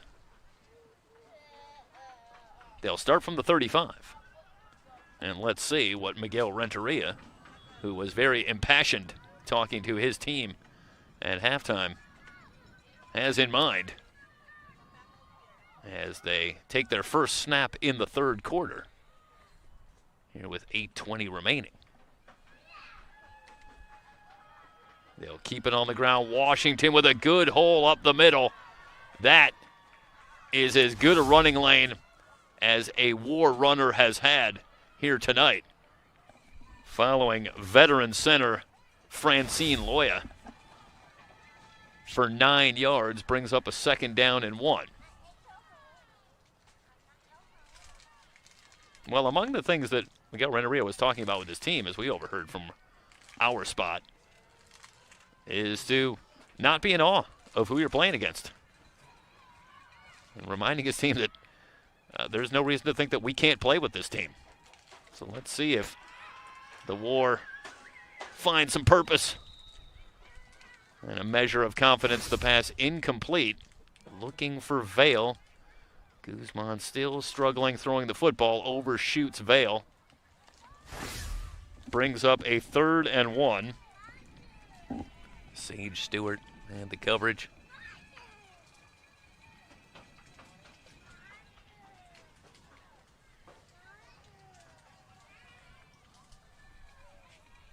Well, we have to go off unofficial stats as we watch here, but I believe there was the one completion to Vale, but I don't believe that Brianna Barrett has a catch tonight. Maybe a short catch on that opening drive that went for no yardage, if memory serves. Washington cut down in the backfield, knifing through its gets, and no chance for Nori Washington, who loses 3 yards, and it brings up a 4th and 4, and I don't think there's any question. But if you're Miguel Renteria, you got to line up to go for it here. Near midfield. There is a timeout down on the field, and the War now facing a 4th and 4 from their 46 when we return.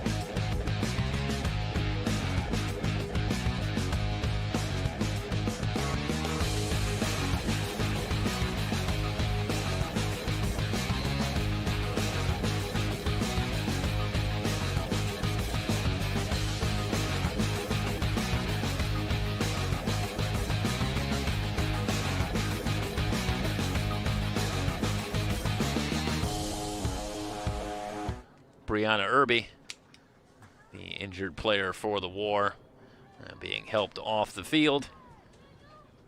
War facing a 4th and 4, and obviously some concern for Brianna Irby with a lower leg injury. She'll certainly be done for the game, one would believe, and they'll take a look at her, and you can see in the foreground it is a struggle, certainly for Brianna Irby, and a vital part of that War offensive line as well from her left tackle spot. So certainly a loss for the War on the field as well. They'll go for it on 4th down. Guzman with a short drop, has time, throws incomplete. The coverage was good. She was looking for Claude and had some time. That one may be partially deflected at the line, but not much chance. Looking for Nina Claude. And after having a 2nd and 1, War take a couple of shots downfield trying to make something happen and ultimately turn it over on downs. A terrific stand by the Wildcat defense once again, and they'll get it back in War territory with a 1st and 10 from the 47. Excuse me, from the 42.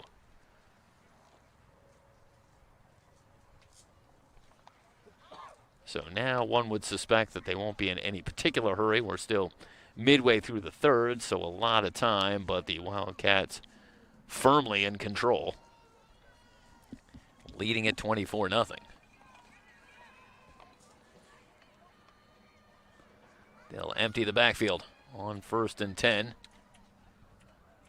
And Archuleta on the jet sweep now finds some running room on the near side. Another good stick. This time from Williams. And Archuleta out of bounds, but a solid gain inside the 40. Sets up a manageable 2nd down and about 3 from the 36-yard line of the Cali War. I tell you, you gotta like the way that Alyssa Williams brings the heat in that defensive backfield. She's had a couple of terrific hits. That was another physical tackle on Archuleta. Meanwhile, a good move from Gordon. Springs her for the 1st down inside the 25 to the 24, and continue to see the hard running and the elusiveness of Gordon, who slips a tackle and then turns on the Jets. Caldwell eventually angles her out of bounds. But Gordon, after something of a slow start in the very early going, has piled up some yardage, and the leading rusher in the Women's Football Alliance would appear to be putting together another pretty solid number. The pass for Ronning incomplete. Brings up a 2nd and 10. There, Ronning had some space. Gets just overshooting the target. The winds have calmed, certainly, as we head into early evening in lovely Southern California. So one would believe that the conditions have improved somewhat for the respective quarterbacks, but that pass just offline from Getz brings up a 2nd and 10. Timeout on the field, 5:34 remaining in the 3rd. Salt Lake City on top.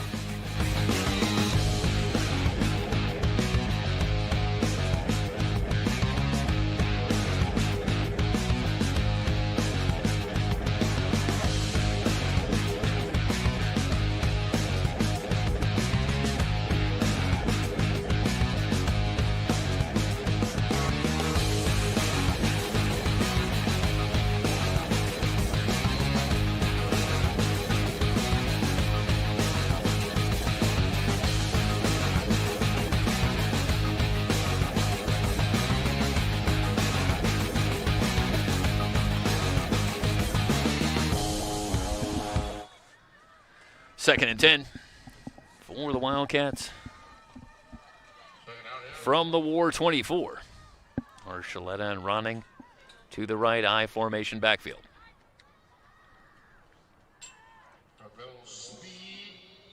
Straight ahead inside the 20, down to the 19. Gordon again on the carry. And able to get downhill before running into Barrett and Caldwell. Inside handoff once again. And they're not going to blow the whistle, interesting, as Valerie Tanner tries to spin it outside and get what she can. Might have gotten back to the line. Yeah, this interesting. I would have thought that Tanner's forward progress would have been stopped to the point that a whistle might have made sense, but that obviously not the call down on the field.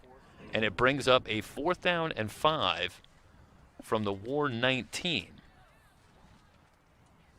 You know, Salt Lake City so far this year has done a little more in the kicking game, so this a decision for Sean Getz. The field goal would be about 36 yards from here. Already on top, 24-0. On the other hand, it is a manageable 4th and 5.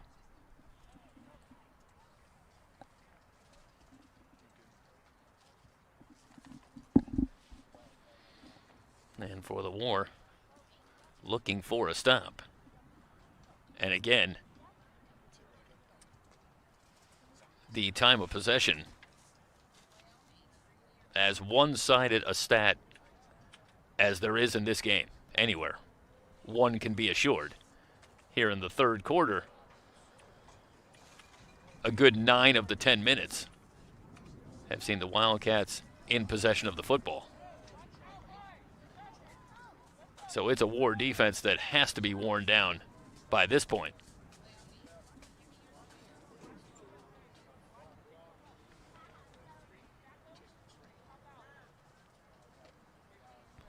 The War back in action next week. Here at home, taking on the Houston Energy. And then they'll wrap up the season at Salt Lake City, back against these Wildcats.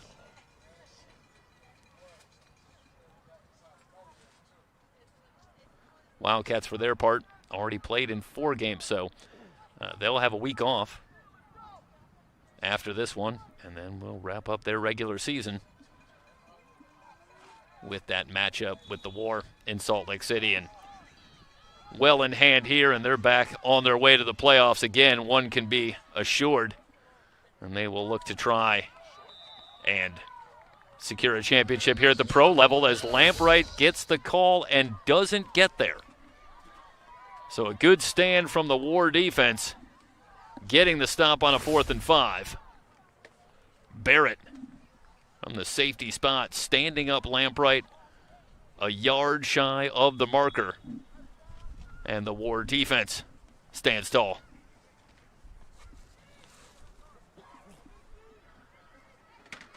And I think Sean Getz happy to take his chances on a call there.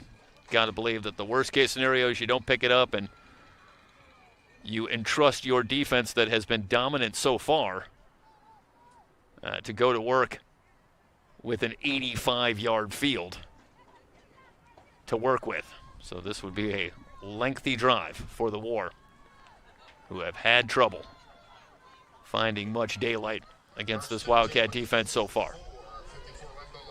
Washington in the backfield. Guzman, quick throw, and catch is made. Out to the 40-yard line. Vale, her second reception. Picks up 25 yards. Good protection for Guzman again. Stewart a little late locating that football, and that gave Vale the space she needed to make the catch. So the War take a shot downfield, and it pays off. 1st and 10 from their 40.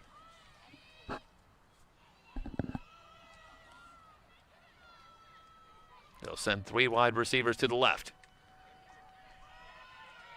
Washington on the carry. Might have got back to the line. Sydney Sessions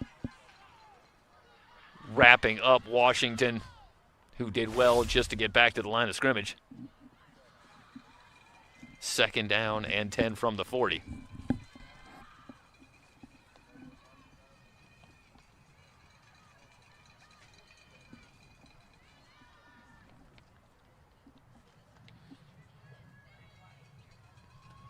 I am surprised, as I watch here tonight, that the War haven't tried to challenge on the edges a little more against this Wildcat defense, because not much has been doing between the tackles. Guzman holding, throwing over the middle, incomplete. Again, looking for Vale. Brings up a 3rd and 10.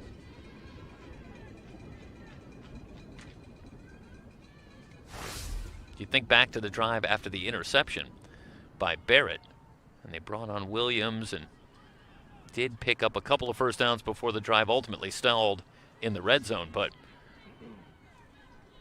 maybe trying to utilize the speed of Williams and Barrett to get outside on the Wildcat defense, because that front four, Putnam, Sessions, Saldivar, have been outstanding.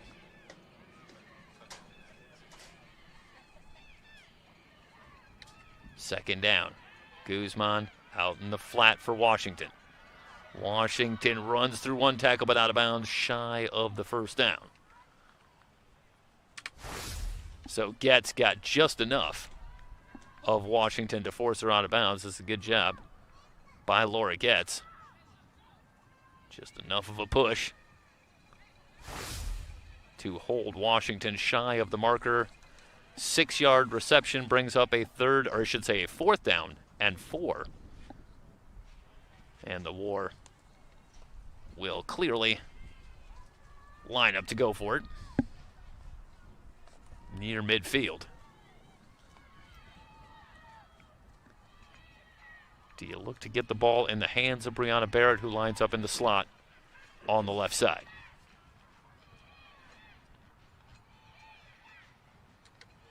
Snap to Guzman. Straight drop. Looking on the far side, and the pass intercepted. Well, if you're looking for some kind of good news for the War, and that is on 4th down, this will function as something of a punt, as the interception will cost Salt Lake City some yardage, as it takes it to the Salt Lake City 34. Second interception for Guzman here tonight, who had come in with 8 touchdowns and no interceptions over the first 3 weeks, but this just a different animal going against this Wildcat defense here tonight. 4 wide receivers to the right. Gets on the keeper and weaves her way forward for a gain of about 3. Vale and Barrett combine on the stop.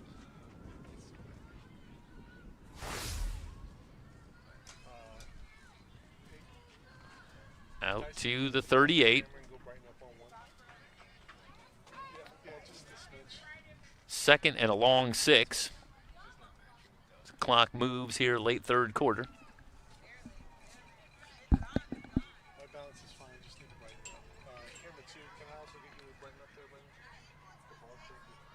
Again, the Wildcats will stack all 4 wide receivers to the near side. Low snap. Getz has it, but she is just going to have to fall on it. Doucette into the backfield quickly. Will get the sack. Back to the 31-yard line, where it will be, should be 3rd and about 14.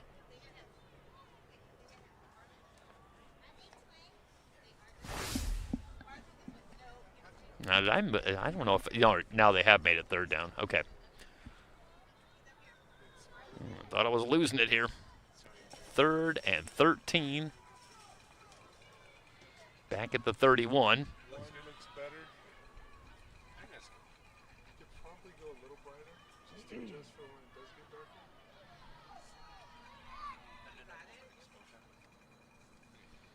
Thompson in motion. Snap to Getz. Blitz coming. Getz going to step up. Now starts to scramble, but she's not going to get away from Vale. Vale gets there quickly along with Jones. It'll bring up 4th down, and we'll see the punting unit for the Wildcats. Good pursuit from the War defense. And Getz unable to get away. Lost a couple of yards on the play.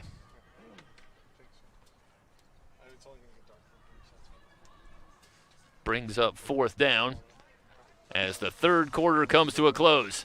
Heading to the 4th with Salt Lake City on top of the Cali War, 24-0. It's the Women's Football Alliance on Swerve Sports and Fan Club.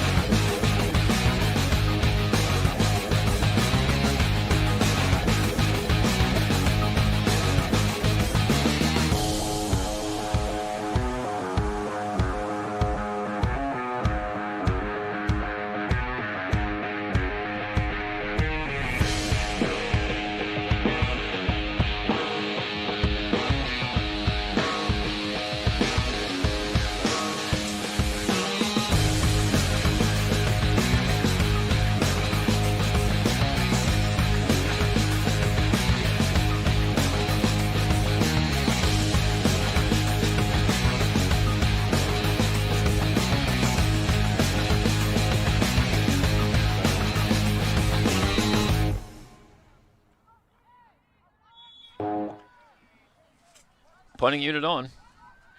And Williams back to receive the kick.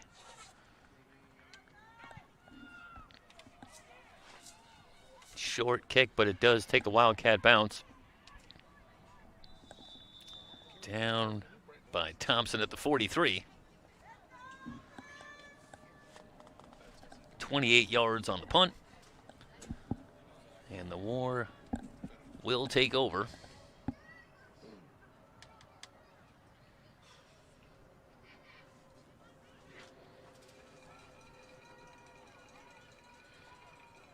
And Guzman will lead the offense back onto the field, and Claude and Barrett on along with Nori Washington.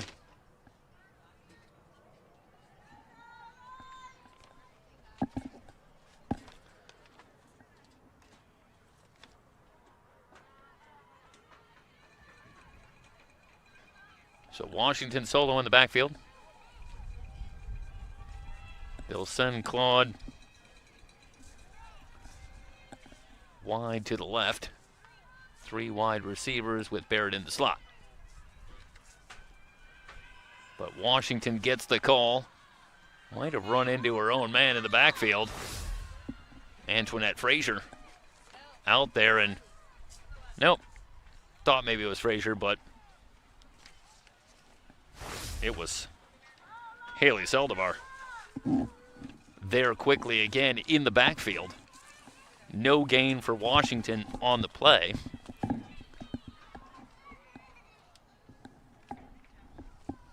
Opening minute, 4th quarter.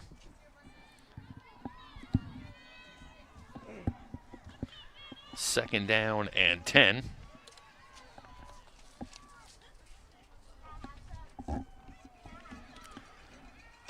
Guzman firing deep, looking for Vale, and Vale's got it at the 20, 15, 10, 5, and out of bounds at the 5-yard line. This throw on the money from Guzman, who had gotten a step on Sage Stewart. Stewart does save the touchdown, getting back on Vale. 52 yards on the reception to the Salt Lake City 6-yard line. And Vale now having a big evening with her third reception. First-year player for the War, moving over from the Nevada Storm. Williams will take the snap with Barrett in motion. Barrett on the carry, bounces it to the outside. A race for the pylon. Barrett gonna head in for the touchdown. Brianna Barrett gets the War on the board. And they get it to Barrett in space. And not shying away from a little contact with Stewart at the goal line. Brianna Barrett with the hard running. The touchdown run of 6 yards for Barrett. It's her third rushing touchdown on the season. And now the War will line up to go for 2. And if you can pick it up here, it's back to 2 scores. So this becomes a big play with Barrett in motion. Guzman sets into the end zone, the jump ball, and it's incomplete. So it's 24-6, the War on the board, but still down 3 scores here early in the fourth. 13-14 remaining in the game. Salt Lake City on top, 24-6.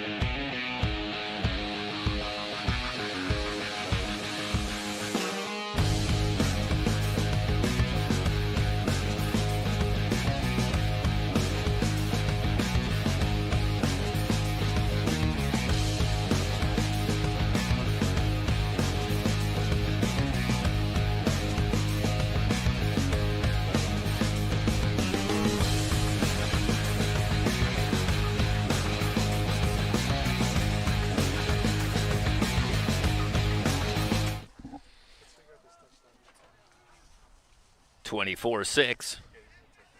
13-14 remaining. And the War getting set to kick it away, and they'll look for a quick stop. See if they can get the ball back. And obviously you've still got nearly a quarter, and anything can happen. But you also think ahead to playing in a couple of weeks. And maybe the War looking for something that works, some kind of momentum that they can take into a rematch between these two teams that takes place in a couple of weeks. So this final 13 minutes can be about more than just even this game.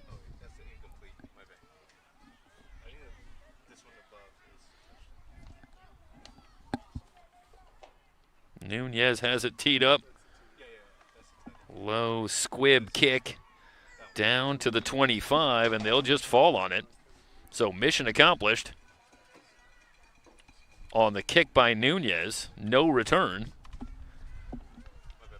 And the Wildcats will start from their own 25. Well, now can the War slow down this Wildcat running game that has been among the very best in the Women's Football Alliance? Mentioned Gordon leading the pro division in rushing yards coming into this one, but narrowly. Just a 6-yard advantage heading into action tonight over Ellison Napo, the Pittsburgh Passion, and Paige Kuplick just 14 yards back. Of course, we saw Kuplick an awful lot last year in the 2 matchups with the Minnesota Vixen. And she had a huge performance in the regular season finale as well. and has carried that into the 2026 campaign. First down carry for gain of about a yard. Second down and 9, 12:48 and counting remaining in the fourth quarter. Bunch formation for Getz. Inside handoff and spinning forward for a gain of about 6. Gordon. So difficult to bring down. Well, when you make it into commercials for your running ability, as Gordon has. I think the term internet sensation perhaps could be overused in the modern era, but I think it is aptly placed in this case, as Gordon has some fame. Meanwhile, Getz able to spin away from one tackle, but not away from Nunez. A loss of a couple on the play brings up a fourth down, and the War indeed look like they're going to get the stop they were looking for. It's a 4th and 4. And let's see what the Wildcats want to do. This is from their own 31-yard line. The clock is moving, 11:23 and counting.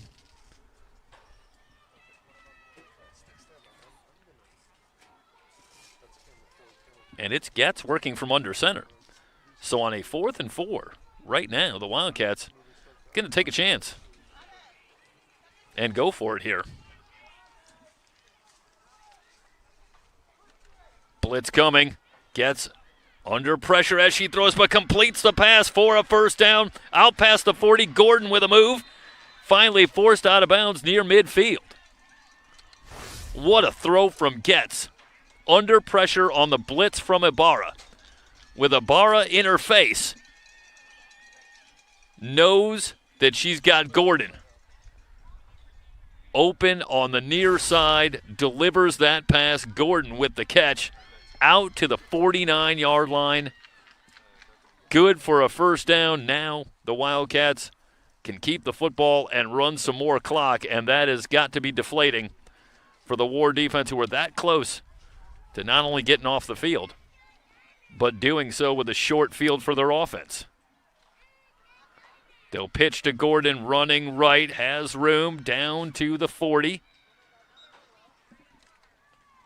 7 yards for Gordon. Again, room on the right side. Barrett finally tracks her down. 9 yards for Gordon on the carry. Leaves a 2nd and 1.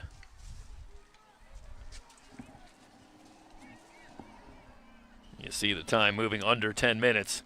Great response from this Wildcat offense. And how about the confidence shown by Sean Getz in this offense, going forward on a 4th and 4, putting the ball in the hands of Laura Getz, who was able to step up against the blitz and find Gordon for the first down. Lampright on the carry, moves the chains down to the 36-yard line. And now the Wildcats will be in no hurry whatsoever.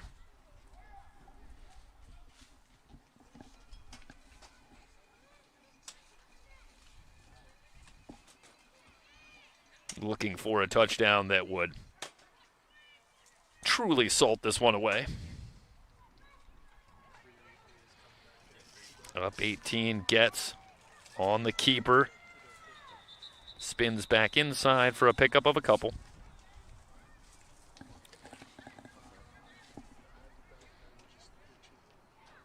Vale a little slow to get up, but she's up.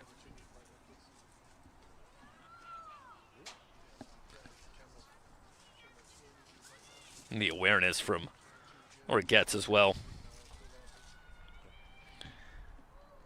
Understanding the situation well and not going to bounce that ball to the outside and possibly head out of bounds, knows to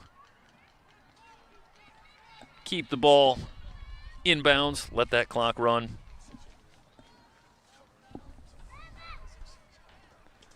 Moving down toward 8 minutes to go. Offset I formation, the snap to Getz. Quick pitch to Lampright, running left, and Lampright brought down in the open field by Williams. Another sure tackle from Alyssa Williams, who's had a busy night in that War secondary.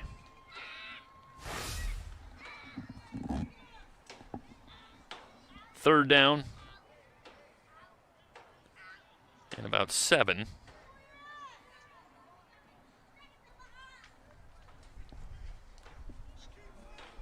And again, the Wildcats can take another minute or so at least off the clock, just keeping it on the ground for 2 more plays. Don't even really have to contemplate kicking a field goal.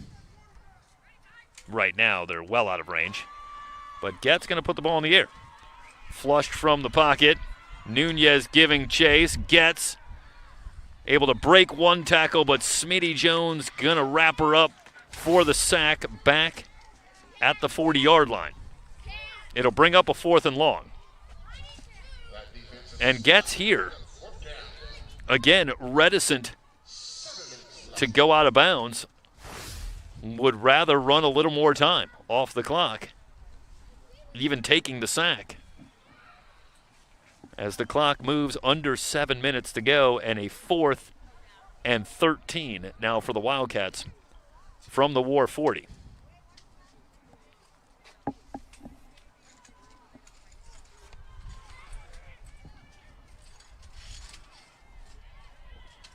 They will send Archuleta and Gordon to the near side for this 4th and 13 play. Over the head of Getz. She is just going to fall on it back at the Wildcat 44. And that is as disastrous a play as there has been tonight for the Wildcats. I would include the interception, as that one robs them not only of a chance to pick up the 4th down, but costs them 16 yards and gives the ball back to the War. So an uncharacteristic error from the Wildcats in terms of execution. As that one over the head of Getz, who elects to just make the safe play and fall on the football. And we'll see Guzman in the War offense. Wildcats were able to chew up about 5 to 6 minutes of clock on that drive. Guzman pumps, stepping up, now wants to run, but she's going to be hit and sacked. Loss of a couple. Just nowhere to go with the football. And can't get away from Sydney Sessions. Well, I find it hard to believe that the Wildcats only had 2 sacks on the season over the first 4 weeks, judging by what we've seen tonight. That's what the stats say, but it might be incomplete, as they've got to have at least 6 sacks tonight. Again, we don't have the luxury of the live stats in front of us right now, but just going by memory and the pressure that they've been able to bring on Guzman has been a huge storyline. The pass over the middle, Barrett with the reception. Has enough for the first down to the 27-yard line. And for the struggles of the War offensive line here tonight, they have been better in the second half protecting Tanya Guzman, who that time finds Barrett down to the Wildcat 27-yard line. Clock winding down toward 5 minutes to go.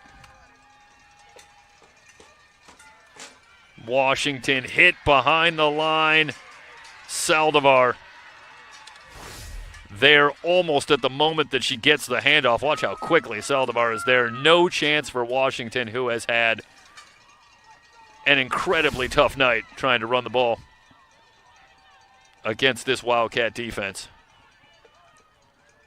And we've talked about Putnam quite a bit, but Sessions and Saldivar have been huge as well. Second down and long. The clock is moving. 4:25 remaining in the game. It was a loss of 5 yards for Washington.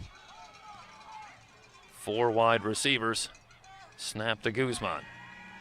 They bring 4. Guzman heaves it deep, and the pass incomplete as Williams had to turn into a defender, trying to keep that ball out of the hands of Victoria Archuleta, who had the best shot at it for the Wildcats. And it's a heady play from Williams, who pretty clearly had to commit pass interference to break up that ball, but no call, and ultimately keeps it away from Archuleta and gives the War another chance on a 3rd and 15.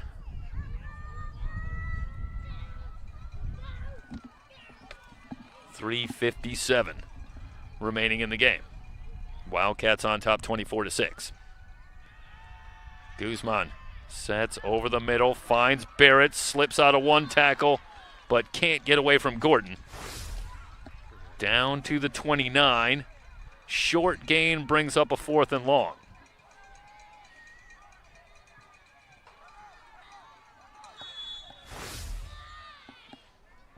And for the War, one last chance. They will take a timeout, facing a 4th and long with 3:30 remaining. You're watching the Women's Football Alliance, brought to you on Swerve Sports and Fan Club.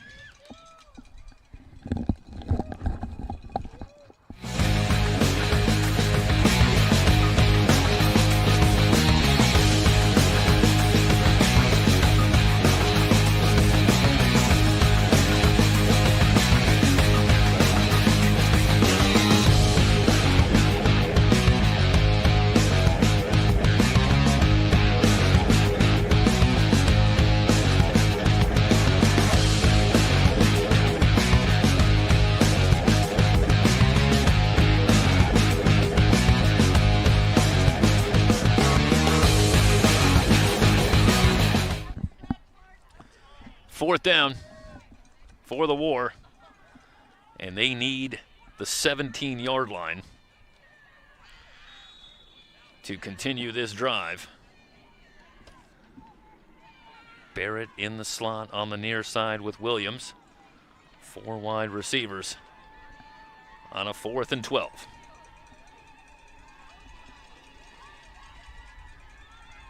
Guzman has the snap. Stepping up, good protection over the middle, looking for Barrett. And there is a flag down. The pass incomplete. Getz had the coverage, but we'll have a good look down at field level. A lot of contact as Getz trying to get a hand in there.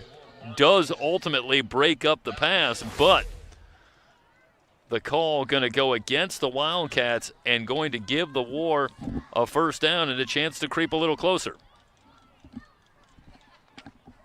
Well, the War might run out of time here, but have they picked up a measure of confidence against this Wildcat team here late in the 4th quarter?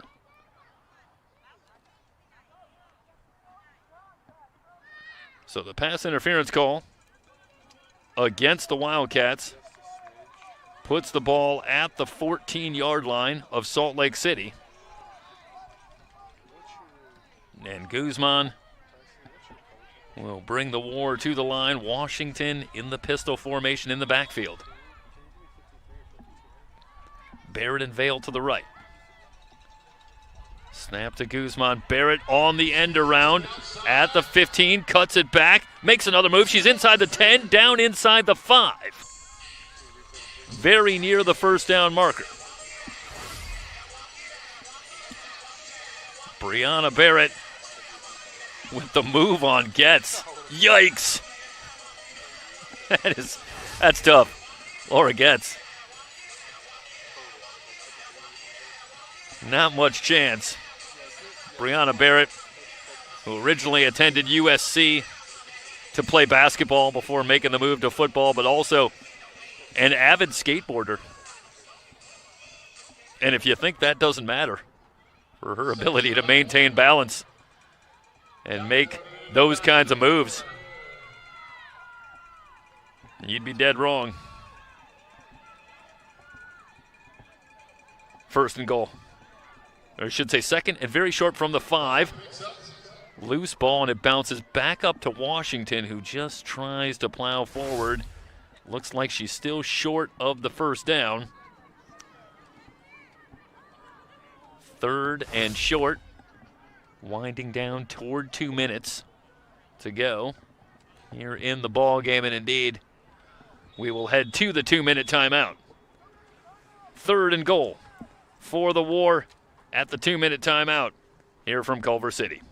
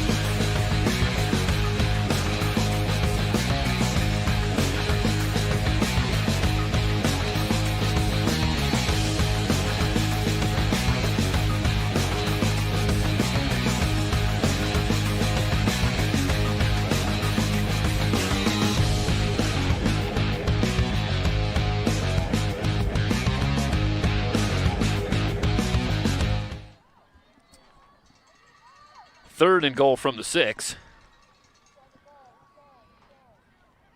And Williams will take the snap. Washington up at the line in a jumbo package. Barrett on the end around, following her right guard as she cuts it back. Hard running inside the 5, does move the chains. Clock momentarily stops at 1:54.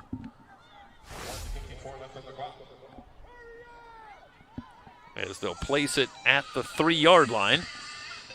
Now the clock winds, 1:45 and counting remaining in the game.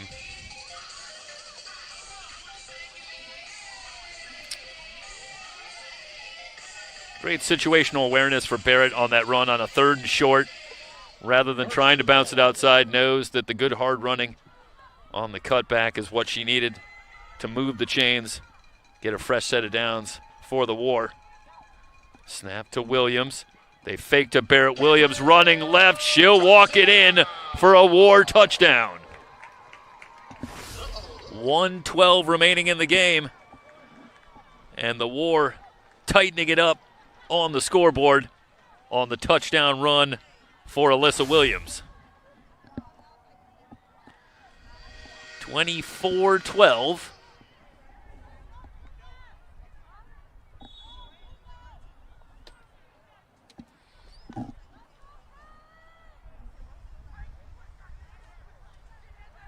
They'll try for 2 with Guzman. Washington in the pistol. The snap to Guzman, looking right, throws incomplete. They wanted Barrett once again, but Barrett's been locked up with Getz much of tonight, and Laura Getz has done a tremendous job. Barrett has been largely held in check in the passing game, and you go back to last week in the big win at Nevada against the Storm, and Barrett with her biggest performance of the season. 7 catches for 150 yards and a touchdown, and to say nothing of what we saw last year in our coverage of what she can do. A dynamic offensive weapon, and Getz has done a terrific job here tonight, really blanketing Barrett for the most part. And the effort has been there from the War to get the ball in the hands of Brianna Barrett, but just haven't been able to make her as much of a weapon as they would have hoped. Couple of touchdowns here in the fourth quarter for the War, and if you're a War fan, you're certainly hoping that they take a measure of confidence away from how they've closed this one, and you look ahead a couple of weeks and see what happens as the War are going to be heading back to Salt Lake City to take on the Wildcats. And so far, nobody has had an answer against Salt Lake City, who are now just a minute away, 1-12 away from their 14th consecutive win in the Women's Football Alliance. A 9-0 season a year ago, en route to a Division II championship and moving to the Pro Division, where astonishingly it would appear that they've gotten even better, as they are on their way to move into 5-0. Running on the return, 105, and perhaps just a couple of snaps stand between the Wildcats and a 5-0 record.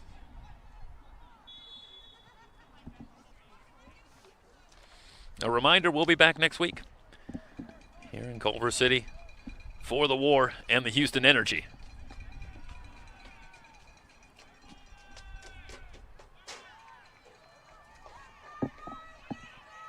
So gets back on. Quick throw, incomplete, looking for Archuleta. Well, interesting. With 103.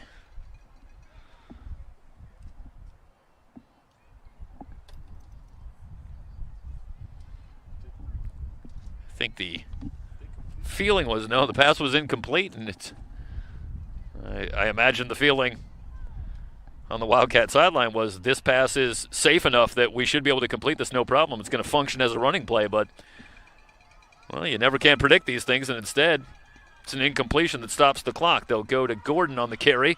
Gordon weaving through traffic, breaking tackles, has a first down. Jones finally with the tackle as Gordon puts an exclamation point on it with another good hard run. And the combination that we've seen tonight of the shiftiness and the power, slipping out of a couple of tackles, a couple of moves, and moves the chains. 54 seconds, they'll stop the clock.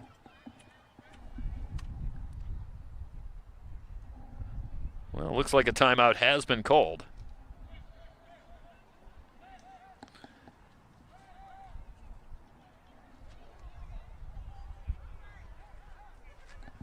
As right now 54 seconds, so I think the War making the decision to burn a timeout, but now with the first down, certainly this one is in the books.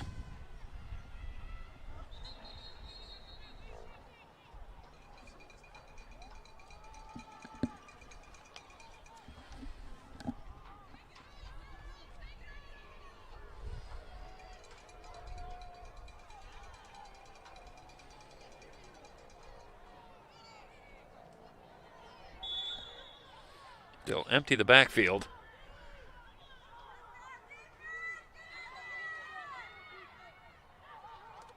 Gets under pressure, away from Nunez, now throws on the run, and the pass incomplete.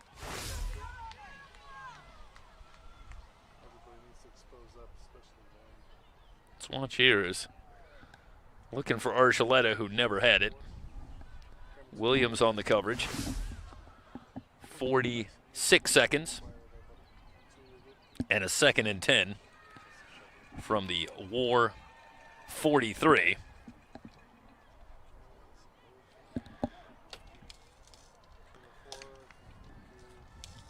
With the loss, the War will drop to 3-1 on the season, in a now tighter Western Conference, with Salt Lake City in the picture, along with Minnesota, certainly. It's all gotten a little tougher out west. Here in the Pro Division, the pass incomplete.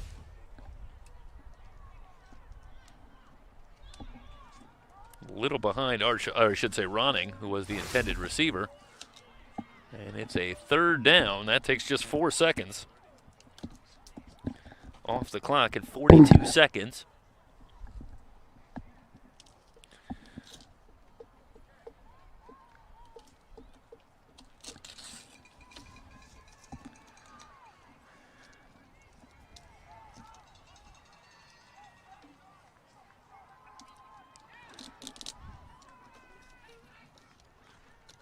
Snap to Getz. Pressure coming from Doucette. Getz picks up a block now on the run and lowers the shoulder at the marker. This will come down to the spot.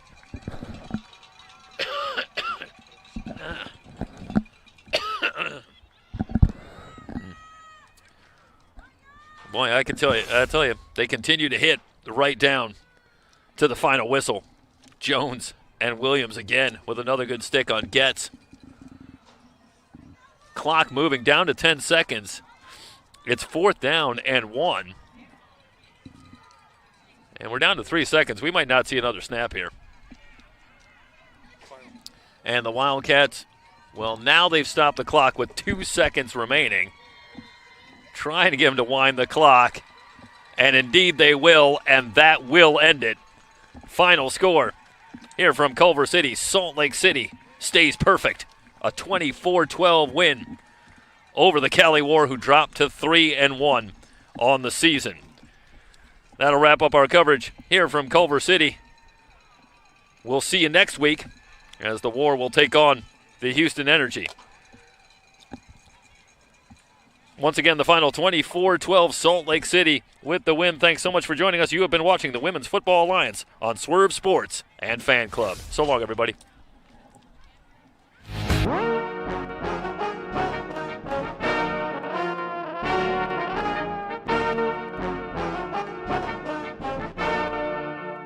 Yo, Jay, what you say?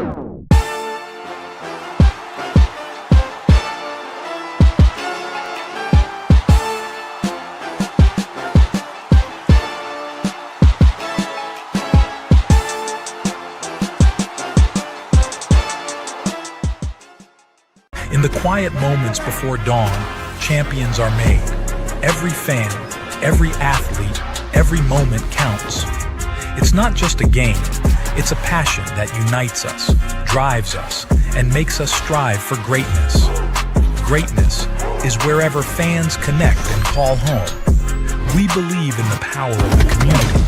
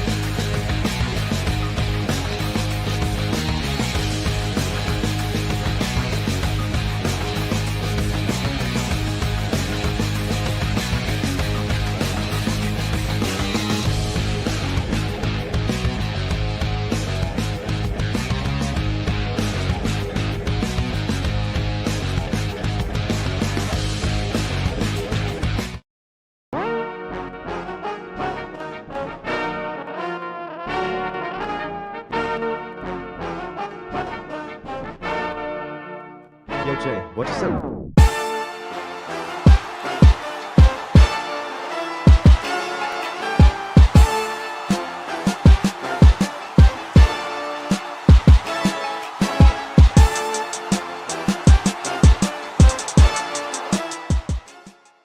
In the quiet moments before dawn, champions are made. Every fan, every athlete, every moment counts. It's not just a game, it's a passion that unites us, drives us, and makes us strive for greatness. Greatness is wherever fans connect and call home. We believe in the power of the community. We believe in turning passion into action. We bring fans closer and transform loyalty into unforgettable experiences. Join us. Make every moment matter. Fan Club. Get your fans in the game. That's the spot.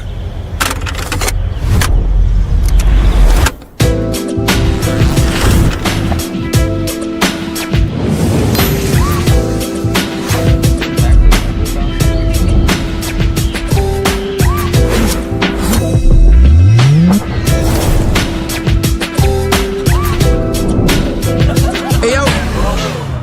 A pizza for happy campers?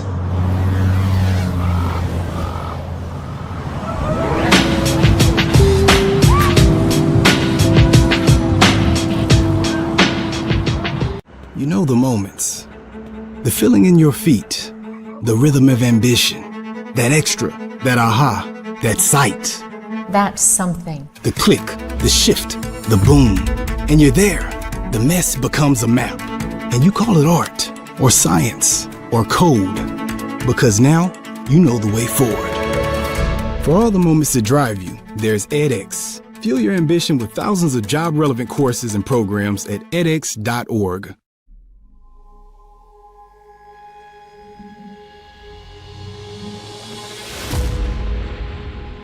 Rolls to her left, has time, throws on the run to the end zone. It's caught for a touchdown. Pittsburgh TD. The athletes, they're the backbone of this whole league, and they're just amazing people. They've got amazing stories. Barrett in the pattern, they're looking for her. Able to bring that one in, Brianna Barrett. My goodness. I never thought I'd be here. I feel like the best things in life are things that come to you unexpected. So it's been a great journey for me. I know this is where I'm supposed to be. Caught touchdown, Jada Meister. Essentially is true of breaking barriers, right? She could go all the way, and she does. Touchdown. We're shattering the glass ceiling. Great pass up in the air. Touchdown. All of the women role models that we look up to are all women who did things that were not expected. They realize they're pioneers. They realize that the trail that they leave is going to be a path that a young girl can follow. It gives you hope.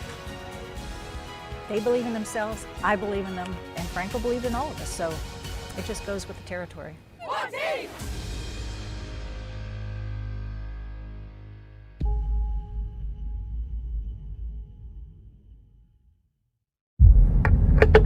Jump Psychological Assessment in Progress. Subject 003, Jonathan J. Kabongo, 28, Tactical Fitness Trainer, Toronto, Ontario.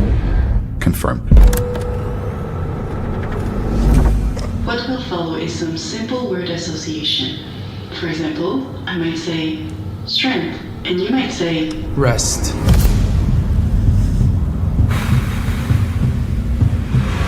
speed. Practice.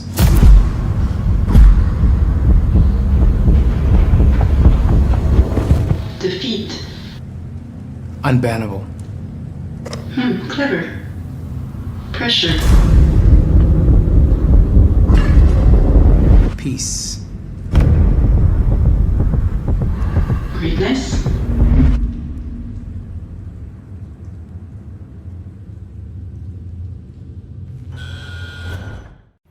And as we can see,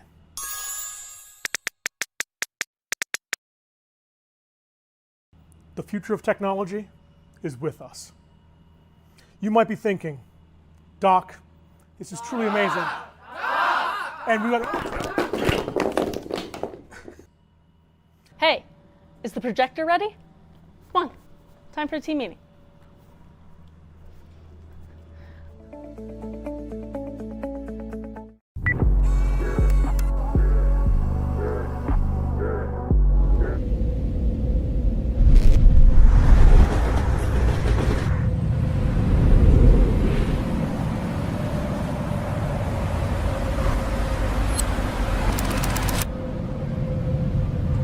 Yo, 40 years is crazy.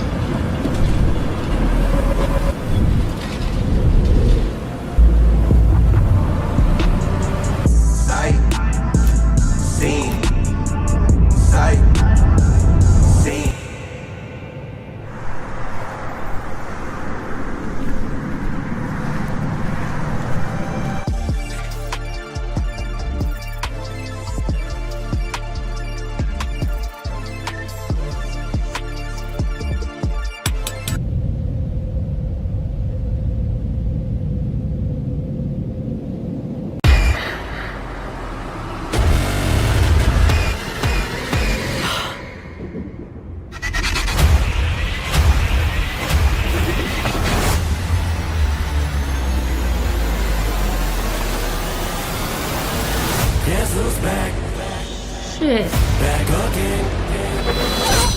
My God, he stabbed her! Not her! My pronouns are they, them. He stabbed them! We back. There's a serial killer on the loose. Hello, Tuesday. I had been preparing for this for years. Hello, Mother. You look like shit. Should we hug? I really want to, but I'm a Republican now, so I'm supposed to be racist. Oh, girl, I think all white people are racist anyway. Come here. Okay. Oh. Hey there. We heard tell of a Halloween party. We're here to drink, play bad music, do some half gay shit. Why just half gay?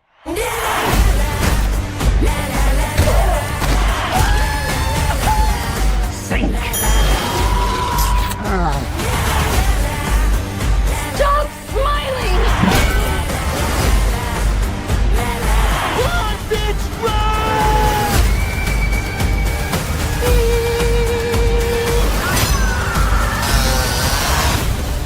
Mom, Santa gave me a severed arm. Be sure to thank him. What the?